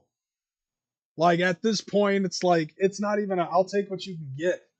And personally, I think when it concerns the Snoop Dogg thing, a lot can happen in 8 years, you know? Just like the same thing with how a lot of people try to fucking throw it in TikTokers' faces, especially Trump talk ninjas. And they're just like, well, Trump tried to fucking ban TikTok first. Yeah, but you can have a difference of opinion. when you realize that TikTok is one of the main reasons why he's fucking becoming president again in the first place. I personally fucking believe that a lot of the influence on TikTok is the reason why Donald Trump has become fucking president. And Tom Cotton doesn't fucking see that. Tom Cotton has a fucking hate boner for China. He has a fucking hate boner for TikTok, and the reason why is because it's not regulated like all the other fucking publicly traded apps are. And they don't know how to they can't fucking control it because it's not public. It's a private fucking owned company. And that's how I fucking look at it. So fuck these guys, all of them. Anybody who's been dealing with these insider tradings, fuck them. Fuck Tom Cotton. Fuck Joe Biden. Good fucking riddance. Hail Lord Trump. That's how I'm ending this fucking show. All right? I said it 8 years ago. I said it for 4 years, from 2016 to 2020. I said, "Hail Lord Trump." I said it ironically then, but I'm saying it for fucking real now. We need more Juggalo senators, dude. No, we don't. We need Juggalo senators like we need fucking Generation X presidents. All right, like there's a reason why no Gen Xers have been successful at being president of the United States. And for good reason too. They know they fucked this country up because they have a no gives a fuck attitude, and same thing with us. You know, I'm closing this poll. There you go. So at the end of the day, fuck TikTok was at 66%. I was never on TikTok, so I don't give a fuck was at 22, and 5% goes to it sucks, and TikTok was banned. Trump's bringing 2 people who were on Joker's cards at the inauguration. That's pretty fucking close. Yeah, no shit. But you know what I'm looking forward to? I'm looking forward to seeing that inauguration because we're going to have a lot of fucking cool people as far as I'm concerned on there. Like Elon Musk is going to be a part of that because he's doing that shit with Vivek Ramaswamy with the Department of, what is it? Yeah, whatever. Doge. He actually named his fucking government officials. Yeah, the whatever the fuck he's doing, it's called Doge. It's basically supposed to be a third party foreseer of the money shifting in and out through the government. You know, you've also got Shao Chu, who's got a front row seat for the inauguration. Kid Rock and Snoop Dogg partying with Trump is fucking fire. I mean, you expect Kid Rock. You know, Kid Rock has always been a very big Trump supporter.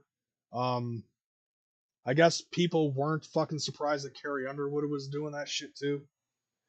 You know, whatever. But nevertheless, though, I'm tired.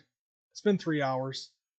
And hopefully I get over this fucking sore throat. I can't believe I've been talking for 3 hours on a sore throat. You can hear it in my voice, though. Or, Trump with a high top, with a high flat top fade. Yeah, try to imagine Donald Trump with that fucking eraser head thing from Kid and Play. Anyone ever tell you that you sound like CM Punk sometimes? Honestly, no. No one's ever fucking said that shit. But hey, cool, thanks. I appreciate that. I guess I dropped a pipe bomb on this one. With that being said, I'm Kreyz McKormik. I'm getting the fuck up out of here. You guys have a good one. If you're new to the channel, make sure you sub. Tell your friends, tell your family, tell your mom. Call your mom. Kamala had to buy her celebs, gave Beyonce $40,000, and when the campaign was bankrupt, that's who was supposed to control our finances. And no shit. Yeah, that's another thing too. CM Punk for the Royal Rumble.